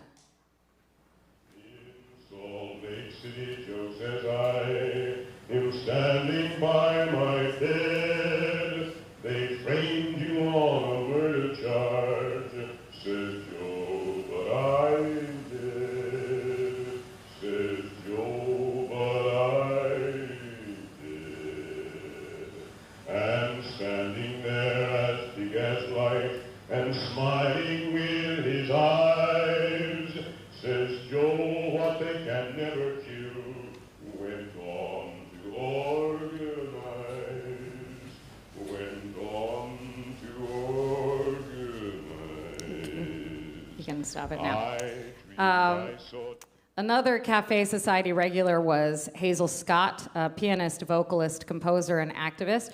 She was actually the first black person in America with a TV show, The Hazel Scott Show. She was an advocate for civil rights, and she wrote into her contract that she would not play for segregated audiences. This was before Nina Simone, paving the way for artists such as Nina. And she went to war with Hollywood studios because she also appeared in many movies over contracts, the treatment of musicians and actors, and the representation of them as well. And for her activism and affiliations with leftist movement and its leaders, she was also called in front of the Un-American Activities Committee, which she denounced as undemocratic. She said, because so much of this battle is abstract, it has been possible for all sorts of witch doctors, pseudo-experts, and self-appointed judges to step forward and offer their particular brand of subversive detection.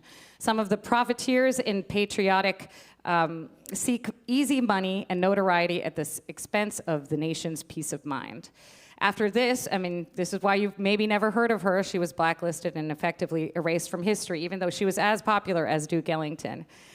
Just so we can hear her play, this is Hazel Scott with Charles Mingus and Rudy Nichols. For suddenly I saw you there, and in foggy town the sun was shining everywhere.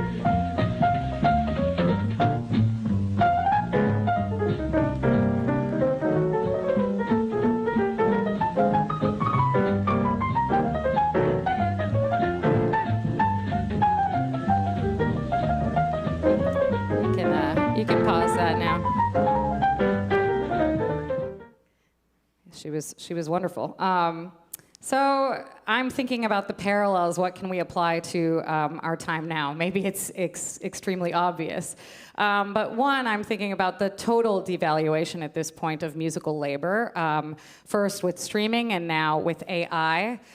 We see entanglements of music tech with military investments, and I'm sure we'll get to this on the panel to talk about Spotify. There is a rise in music labor activism. However, our unions have been completely destroyed. Most musicians cannot join a music labor union. And of course, the new McCarthyism around Palestine advocacy, both on and off stage, artists like Kneecap, Bob Villain. I will also speak to my own experiences with cancellation, censorship. I teach in a university, the firings of my colleagues. This will no doubt expand to all leftist advocacy and organizing. I will speak a bit to my cultural organizing work with BDS, Boycott, Divestment, and Sanctions, and the cultural arm, the Palestinian Academic and Cultural Boycott of Israel, and both the very mixed success of trying to get commitments from venues and labels, et cetera. I'll speak to some of my experiences. I just want to play just a short clip of a performance at the Murs Festival in Germany. And this festival purportedly came out of the May 1968 student movement. And after I spoke about Palestinian liberation on stage, they completely disavowed my statements.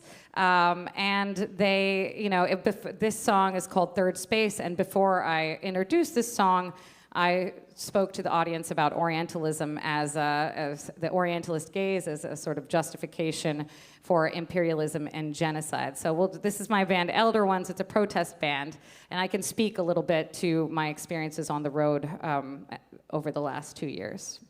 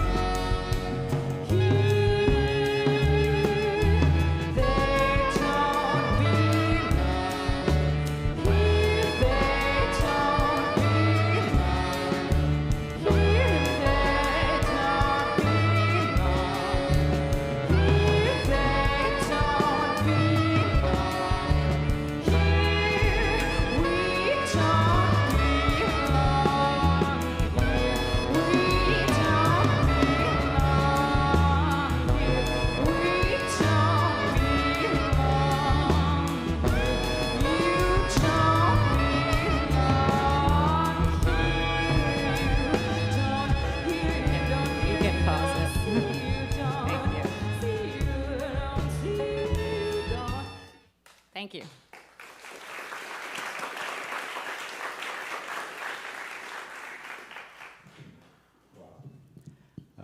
It's wonderful to be in conversation here. My name is Jackson Paulus. I got a clicker here. Let's see if it works.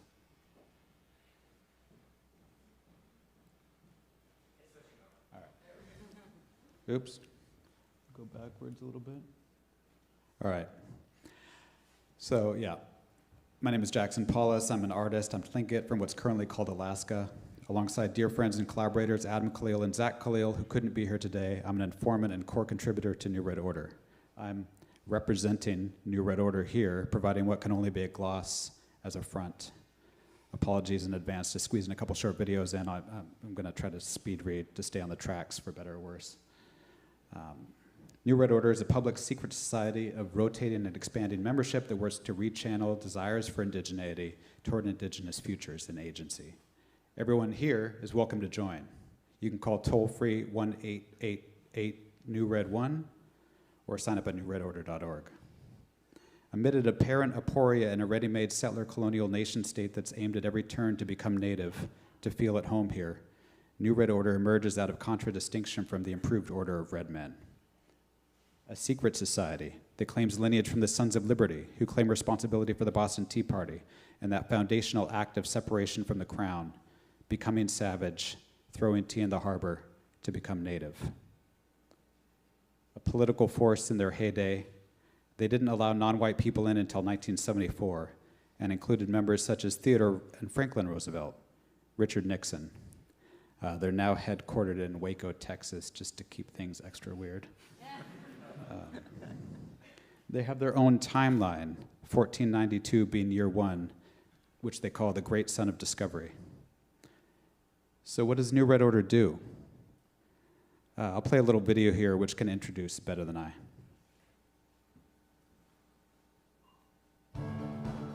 Start really living. Experience clarity. Act with confidence. Attract abundance. Be a part of the solution. Leave behind a better world. Never settle. On some level, we all want to feel this way, but sometimes in our globalized, capitalist, settler colonial society, it feels impossible. Which is why the New Red Order is developing a dynamic system to help our accomplices achieve all this and more. This free introductory video, The New Red Order, Never Settle, will tell you what you need to know to take control of your life today. It's a story of support. It's a story of mentoring. It's a story of collective liberation. We are encouraging each other, Motivating each other. So that we can be stronger together through knowledge. The New Red Order, or NRO, is a public secret society dedicated to expanding indigenous agency and achieving decolonization, which brings about the repatriation of indigenous land and life. But what does that have to do with me, or you? Are you a settler? Am I a settler? This is making me feel bad. Does it make you feel bad? What is settler colonialism? Settler colonialism is a distinct type of colonialism that functions through the replacement of indigenous populations with an invasive settler society that, instead of leaving, stayed.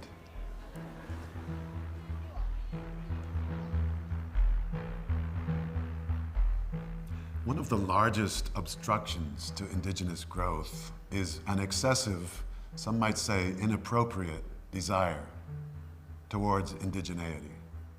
This desire pervades the myths, dreams, and political foundations of the so-called Americas. But how does this desire manifest? Romanticization. Appropriation. Commodification. Cultural. Erasure. Can these desires, despite their danger, be harnessed, converted, channeled to promote indigenous futures? You can have a place. Never settle. There are many roles for settler colonists at the New Red Order. We always need financial, material, intellectual, legal, illegal, and extra-legal support to achieve collective liberation. Join us today to create a better tomorrow today. Because we can't know where we're going unless we know where we've been. And we won't know where we've been unless we look to the past for the future. Because the future is starting to feel a lot like the present. And we all know you'd do anything to escape that.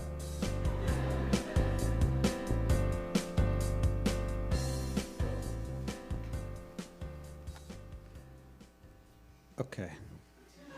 So we cover for you, allowing a safe space for unsafe ideas where prospective participants can parse out their respective longings or lingering questions surrounding perhaps excessive attractions to indigeneity.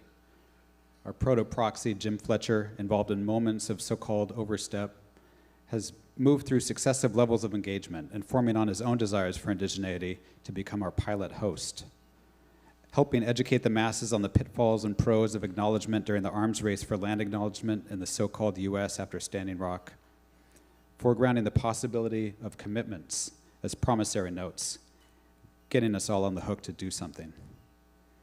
You too can become an informant, and remember it's not only non-native people who desire indigeneity, but given the numbers, we need you. We've utilized the resources afforded by contemporary art to set up recruitment stations like at the Toronto Biennial, or at EFA, or in Korea deploying the properties of merch display. But what is required? What is possible? Decolonization? If decolonization demands the return of all indigenous land and life, what would it take to do so? It seems impossible, requiring magical thinking, crimes against reality. But I'm happy to talk a bit about New Red Order's Give It Back program, which helps non-indigenous people become accomplices in the land back movement. In the last few years, the land back movement has entered the zeitgeist as indigenous people continue to assert their sovereignty in the face of settler colonial alienation. But beyond the necessary disruption of taking back land, New Red Order's Give It Back program investigates, promotes, and presents actualized gestures of land being voluntarily released to indigenous people. In the past decade, there's been an exponential growth in the number of settlers who have voluntarily given land back to indigenous peoples. We began collecting these developments and exhibiting them in the form of real estate display listings, or with artist exhibitions, providing space for office life to research further, or examine their particulars from outside, where one could read these listings to learn about instances where land had actually been voluntarily given back. So our pilot program participants, or Give It Backers, are accomplices in one of the greatest crimes against reality, the rematriation of all indigenous land and life. Reaching out to them, we made an introductory video, Give It Back, Crimes Against Realty, in which you can receive expert advice and best practices on how to begin your rematriation journey from people who have actually been through the process. That's a 35-minute video, so I can't play that here, but here's a few little clips. I'm Kim Burgell, and I am the mayor of Eureka. My name is Flynn Jameson. I'm an artist. My name is Natalie Arroyo, and I am a Eureka City Council person. Hi, I'm Christine Sleater. I am a retired faculty member from California State University, Monterey Bay. Coming from all walks of life, each one of these brave settlers possesses an innate drive to do something about the state of reality. And what better way to shape reality than through realty? One more. It is possible to give land back, and this is a way of doing it. The idea of selling land is something that actually should be reimagined. We don't do real estate. We make real estate do better. If you want something and it's the right thing to do, you can make it happen. Operationalize your property to materialize the process. I really have valued that shift of ownership and identity. Exceptional theft deserves an exceptional return. We talk a lot about equity and reparations, and yet there's not enough attention paid to what is truly the original sin, the genocide of our indigenous people. And it doesn't make you a bad person because of whatever your ancestors did or didn't do. The question is more what you're going to do. So along with them, you too might become a Give It Backer today, perhaps. We rolled out and extended the flagship Give It Back program in 2023 via collaboration with Dia Vige and Creative Time of The World's Unfair, in a fenced-off vacant lot with contributions by Dylan Clancy and Riley Hooker, who I believe is in the house, among others, across an immersive spectacle of large-scale sculptures like Fort Freedom, powwow grounds, multiple video monitors, shipping containers, animatronics engaging in a dialogique about the origin of private property. We invited the public into an empty lot into what is currently called Long Island City, Queens, to promote, normalize, and enact material change via the simple act of giving it back. The World's Unfair featured the first ever Give It Back gathering, introducing the aforementioned Give It Backers, bringing settlers who have gone through the process of land return, like the mayor of Eureka, Kim Burgell, or the mayor of Oakland, Libby Schaff, or Yale Union's Flint Jameson and Native Arts and Culture Foundation's Lulani Arquette, all into conversation with each other. And this expanding network continues to grow as each work to move beyond the symbolic in order to enact material decolonial changes. The idea of land back can feel unsettling and overwhelming. It's a confusing, complicated, and largely unprecedented process. If it took over 500 years to dispossess indigenous people of their land in North America, does that mean it'll take 500 years to give it back? In a time where the future appears bleak or non-existent, giving it back offers a bright path forward, a way for us to survive an apocalypse together. And if belief in the inevitability of manifest destiny brought us our contemporary reality, belief in the rematriation of all indigenous land and life will make that reality a distant memory.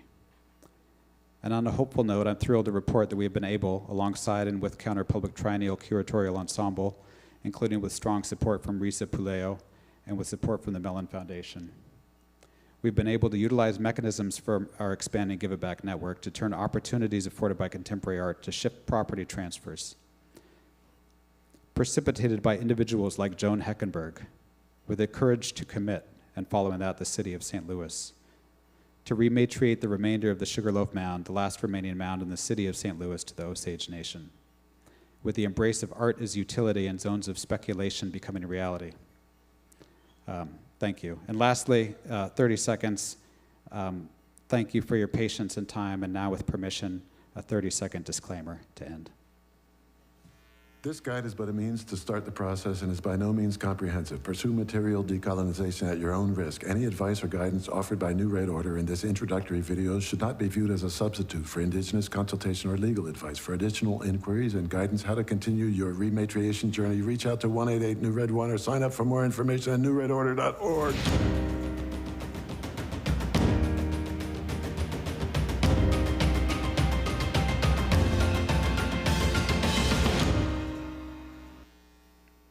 Okay, thank you.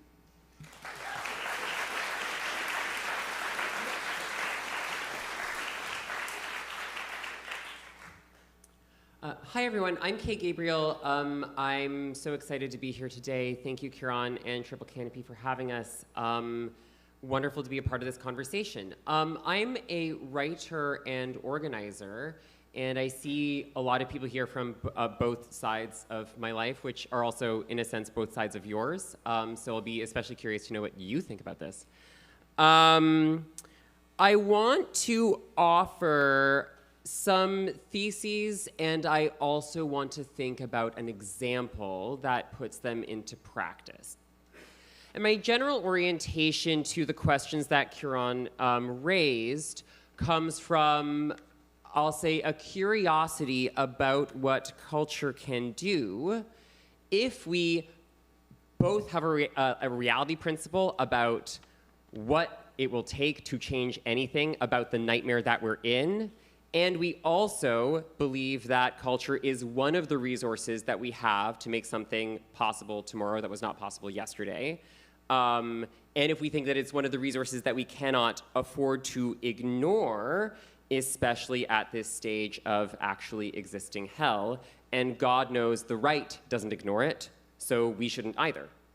From that perspective, I want to offer some hypotheses. One is that consciousness is the turf of cultural organizing, right? What do I mean by consciousness? I don't just mean that in the sense of consciousness raising. I kind of want to like set that sort of like teach-in thinking aside. I mean consciousness in the sense of, what do you think reality is? You believe your life is hard and bad. Well, work, diva. Who do you think is responsible for that? Who is to blame, right?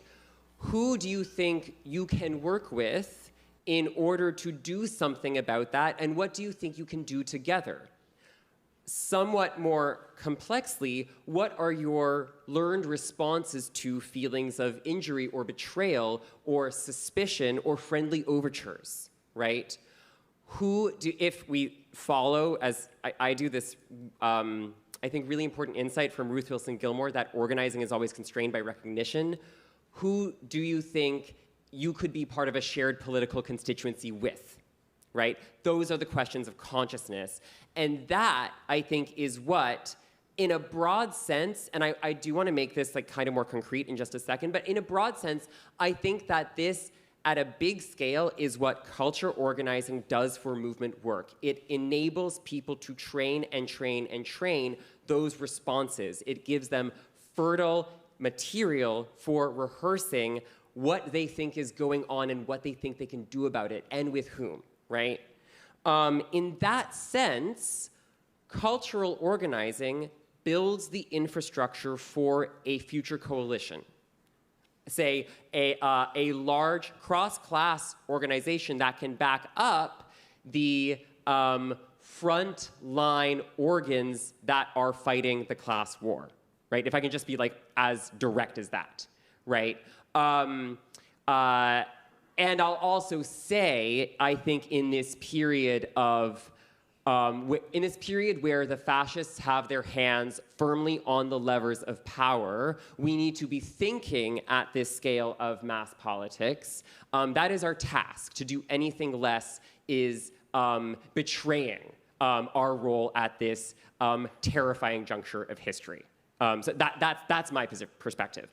So if we think, nonetheless, as cultural organizers, that our task is to build that infrastructure for a future coalition. And I don't mean something that's going to be like activated in the far future. I mean something that could be like become live, frankly, in the near term. What does that actually look like in practice? And from that perspective, I want to move into thinking about an example of this work that I've been, let's say, living and working with and doing research with in a very practical way, and that has offered, I think, a kind of practical consciousness for what coalition building in this sense looks like between including artists and writers and organizers and other people to make them effective over place and time. And I actually just want to talk about the place where I work, which is the Poetry Project. The project is as you might be familiar, and I know that some of you are, a long-time home for experimental literature and performance in downtown New York. Now, from that summary, you might not immediately think, if you're not already familiar with our programming, you might not immediately think, oh, well, the Poetry Project is like a left-wing cultural organization in New York City. And you might be surprised to learn that it is. And then you might think, well, how did it get that way? Is it just that they have a red on staff? Did some trots decide to do entryism at the Poetry Project? That's weird. No, actually, that's not true. And if you look at the history of the place, it will be kind of interesting and I think revealing that over the course of our 60 years, including as conditions have changed, the project has been a place that continually has brought people together for a number of different, I'll say, liberation-oriented projects, although that has never been its explicit mission, and nobody who works for the organization has ever written it down like that, maybe except me. I mean, I'm not saying that other people are blind to it, it's just that we've never said it out loud, right? That's interesting. It started, and this is a thesis that I've been saying, and I think people have met with some surprise, as I believe that the Poetry Project started in 1966 as an anti-war cultural organization. And what do I mean by that? Some poets who were in search of a place to have regular meetings in, let's say, a church-like non-derogatory structure, were familiar with the rector of St. Mark's Church, Michael Allen, through the anti-Vietnam War movement.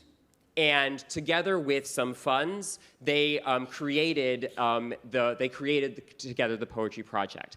That is actually interesting. These people decided to do with their time setting up a poetry organization. The other thing that they decided to do with their time was take on responsibility for stopping massacres across the planet in a country where they would never visit and where they didn't know anybody, right? A profound sense of responsibility that is a version of, let's say, internationalism and a kind of practical consciousness of internationalism in practice. And when the Poetry Project was established, mind you, an organization that was explicitly only dedicated to having a couple of poetry readings a week, they also set up legal defenses for people who were facing serious charges for their work in the anti-Vietnam War movement. Members of the American Indian movement were using the space. The Black Panthers were running a free breakfast program from the church. All kinds of people doing related things and learning to see themselves as related came together under the hub of this organization, although nobody was saying, oh, we're setting up a front organization that will secretly do revolutionary organizing, but on the surface is just doing poetry. Nobody said that. The thing that is, and I'm aware that I'm drawing close to time, so I'll just give a couple more examples and then I'll finish. The thing that's interesting to me is that this consciousness endured over time such that when we look at the 80s, the poetry, so 15 to 20 years after the start of the organization, the Poetry Project was also an important hub for Central American solidarity organizing in New York, right? We hosted Ernesto Cardenal, the Minister of Culture under the Sandinista government, when that meant something different. We sent a delegation or rather the project was instrumental in sending a delegation to Nicaragua. We were also an important hub of organizing against South African apartheid, right? And the thing that is interesting, and then, for what it's worth, in 2023, and I know that Emertha has thought about this as well, when the genocide began, it became very easy for the staff and the board of the project and the thousands of people who come to our readings to embrace PACB and for everybody to say, this is the program, we're on board with it, with supermajority support, right? The thing that's interesting to me in looking at these examples is the struggles are changing, conditions are changing, and yet, without anybody taking responsibility for it, and without an organizing committee, no shade to organizing committees, I have been on them, without an organizing committee to say, we did that 15 years ago, we should do this now, people nonetheless developed the same or similar or cognate responses to, for instance, massacres taking place half a world away, to stopping fascism in other parts of the world. This is an interesting practical consciousness of an organization. And I'll just, I guess, close with a couple of thoughts about what I think that means. It's interesting to me that a cultural organization is therefore capable of bringing people together to take positions they would not have otherwise taken, to meet people they would not otherwise have met, to be in organizations they could not have joined, and to be effective in ways that they could not have been if that other organization had not been in place. So that is a sense, in practical terms, of, let's say, what culture does to produce a coalition, right? And the second point that I want to close with is I want to think just for a second about this idea that Ruth Wilson Gilmore, who I've already quoted, puts forward about an infrastructure of feeling that undergirds social movements and enables people to be liberation-oriented over time and place, although no direct connection or no person might have tied them to what people similar to them were doing 100 years ago. One thing that I hear in Gilmore's term, the infrastructure of feeling, is a question about what puts those infrastructures in place such that people over time and place can reach those cognate decisions and make decisions and take action together.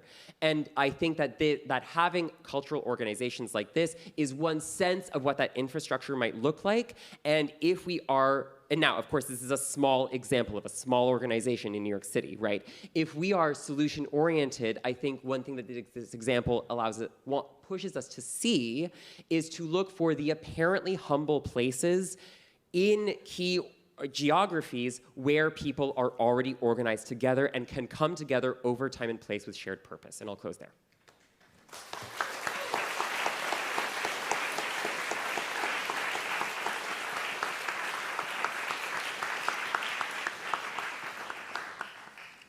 Thank you all so much. I think we can start kind of jumping off from Kay's poetry project example. It seems to me that while artists and writers are quite heavily involved in organizing social movements today, it broadly doesn't seem that there are parallel developments within culture. That haven't been major new schools or isms. There haven't been so many new left cultural institutions or kind of popular dedicated organs for arts of the left. I guess what accounts for this, or do you disagree, or is there something to be done about this? Could I offer a couple thoughts quickly? Having just queened out, I will queen out less. Okay, I think Kieran is pointing to something really critical, and my answer to why are there, although artists and writers are of the left, why are there no new cultural organizations? I think it has to do with the things like the price of land in major urban centers. I think that's kind of in addition to things like streaming platforms. I mean, it's literally who owns, in this case, the means of distribution. I think that there are kind of macroeconomic explanations that we can think for why are there not new organizations springing up? Why don't people have more power in this sense? And therefore that kind of sets our sights on well, what do we need? What resources do we need to scale up this side of our task, right? When that becomes a priority. On the other hand, I think on the cultural side, something that I've noticed, or something that I feel like living in New York right now in the 2020s, an insane time to be alive, is that culturally, people are killing it. Everybody is really serving cunt really, really hard. Am I wrong? Like, do you guys disagree? I feel like it is an extraordinary time to be creating in New York City, which also makes me feel insane because it is a terrifying time to be alive. However, people are serving cunt every day, and in addition to that, there is a vast appetite for that type of cultural radicalism, and a vast appetite for linking that cultural radicalism together with political radicalism. That, to me, suggests that just based on people's time and attention, there is something there to work with, there are resources there to work with, and I think we would be fools to ignore it. Can I respond to that, to this question of why aren't there either new organizations, or why can't existing organizations sort of tap in this way? And one, I would say, is consider, as you said, the cost of land, of real estate, and the capital that is required, right? So this was, I believe, a capital project downtown Brooklyn. I worked for Issue Project Room between 2012 and 2017, which is down the street, which was also part of a city capital project, right? The downtown Brooklyn revitalization, right? The kind of capital needed, it's not just that it's capital tied to state and city monies, right? And the kind of alignment that a space like this, or a space like Issue Project Room, and I can name many others, the kinds of alignments, obviously, and class alignments that need to be made to sustain and make a space like this exist, with some of the staff at these spaces and directors being paid close to six figures. Like at Issue Project Room, I could say that for sure, because I quit when they hired the ED there, when I was making $30,000 a year and the ED was making $100,000 when he was hired. The class alignments of these places, they clearly, in order to sustain and continue these types of projects, cannot be left. They are liberal at best, liberal at face value, maybe, but they really, truly cannot be radical in that way. For example, and this will be a little bit uncomfortable because we're sitting here inside of this venue, but some of the work that I've done in the last 2 years, or attempted to do, was work using Poetry Project, honestly, as the North Star, because music is shockingly de-radicalized and defanged. It really pains me to say, but even amongst artists, I'd say because of the precarity of being a music worker and the labor of it, and because the product of our labor has been completely devalued. Like, we can talk about Spotify, but that you make 0.004 cents per stream. That's demonetized up to, you don't make anything until you hit 10,000 streams. So it's zero. After 10,000 streams, you make 0.004 cents per stream, right? So our labor has been devalued. There's extreme precarity. So even artists themselves, to have a cancellation as a gig worker, have one show canceled, this could mean complete, your life is completely upended, right? So that's from the artist side. From the venue side, we tried to do this work of trying to get venues to commit to the call of the Palestinian Academic and Cultural Boycott of Israel. This is a place I consider one of my second homes as a musician. I thought this would have been an easy sell, right? I didn't, but let's say in my best intentions, and over the course of a full year of emails and Zoom calls and this and this and this, it was clear. One, I was just chasing up the wrong tree. There was no possibility it was going to happen. There was no way. We got kind of smaller institutions, more DIY places, really not institutions. Actually, I would say not institutions. Very DIY types of places to make commitments, or places where, maybe like Francis Kite Club, I don't know what their financial model is, but they were able to, I guess, take whatever risk, even if it was symbolic. But places like this, it was no way.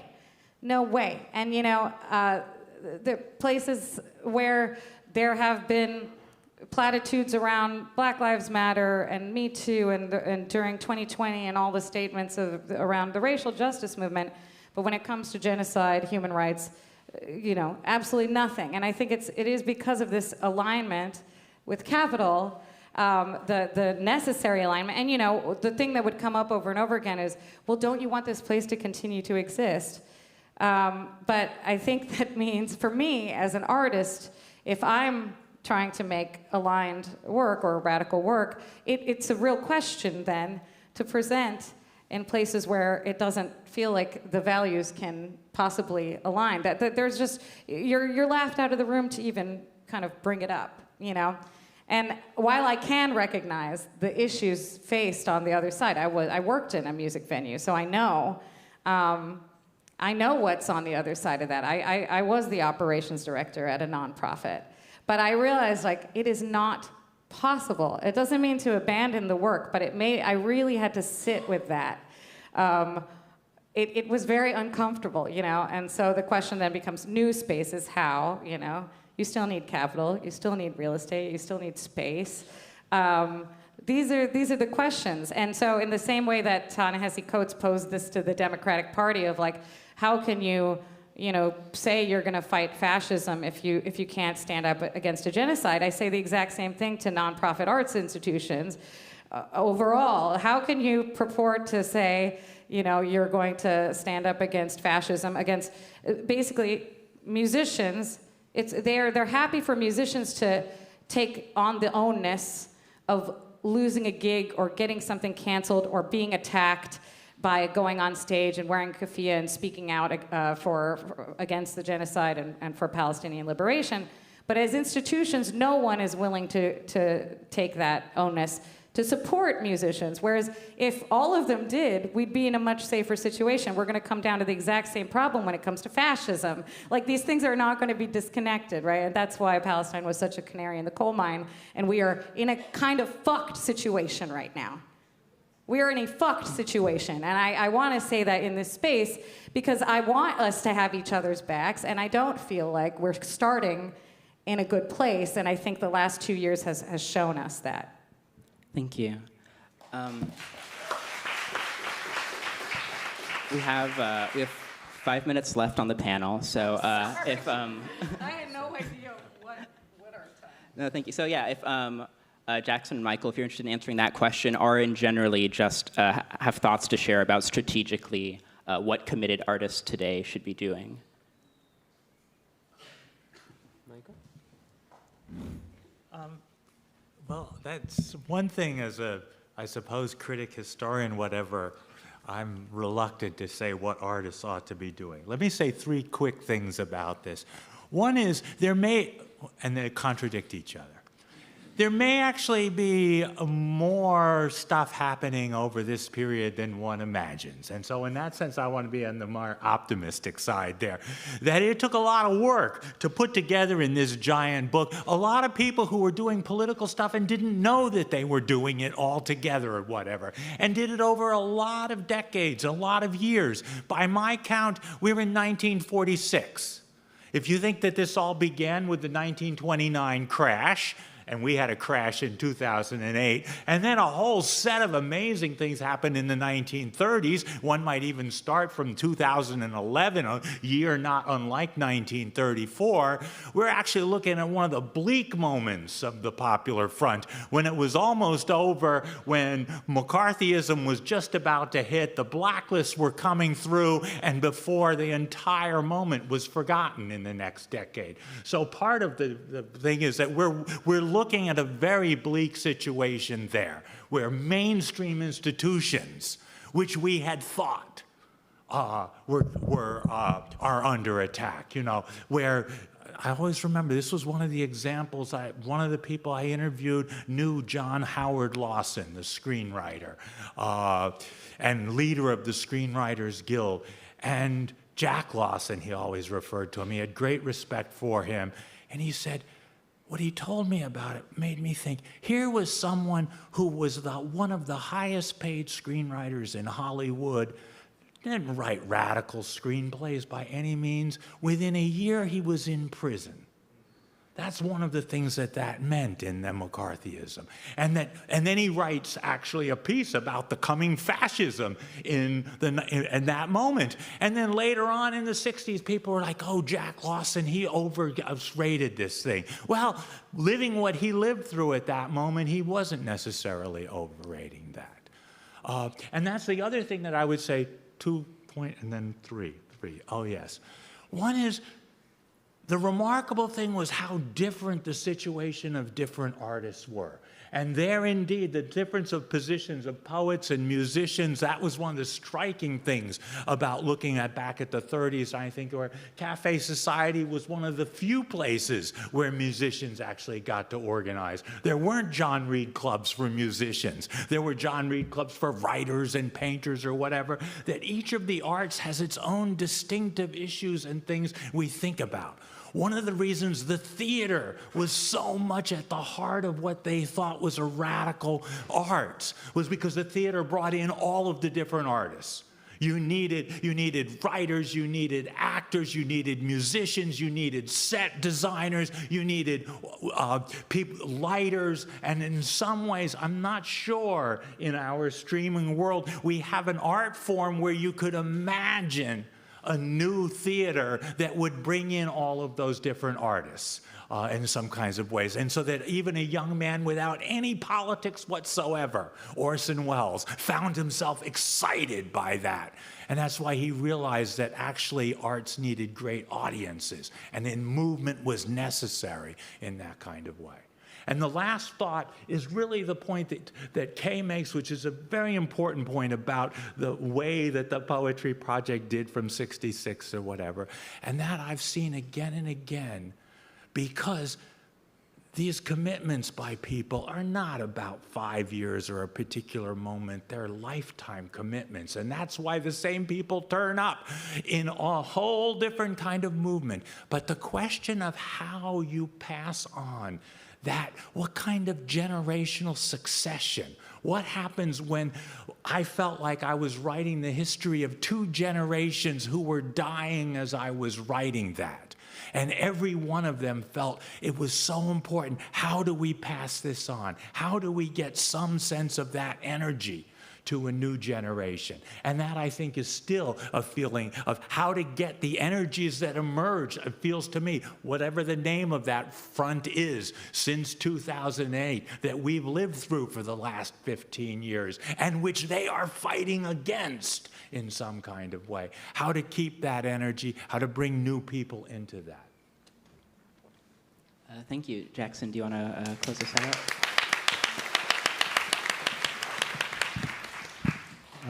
Yeah, thank you all, and definitely appreciate all that you've said, and highlighting the difficulty of interfacing with institutions when we're kind of overcome and overwhelmed with this climate of fear that continues to persist.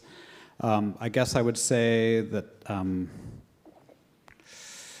this question of like what accounts for this, it seems like this climate of fear, at least in my own experience, and I'll try to stick to my own kind of recognition of this kind of fear or difficulty with intersectionality that seemed to predate even Standing Rock, where people, when they wanted to find ways to kind of align themselves with indigenous epistemologies, there was this kind of extractionism that was happening, and they were being called out by Native activists.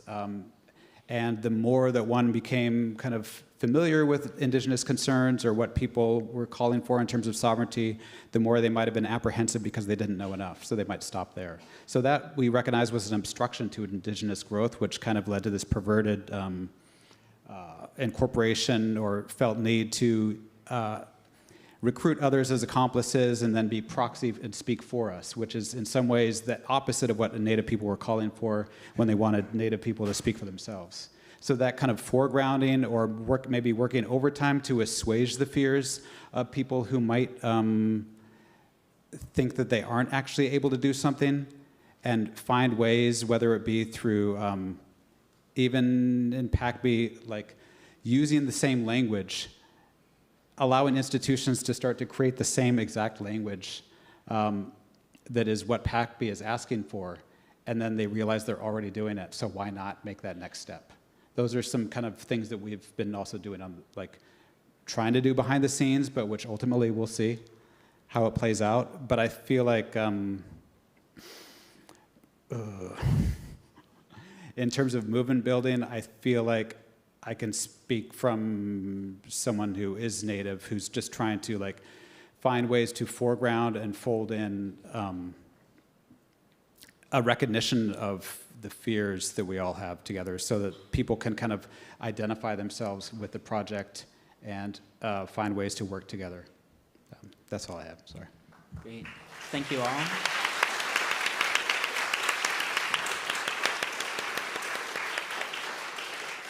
Great. Thank you all for coming to the panel. There'll be a brief break and then the next act. Thank you, Kieran.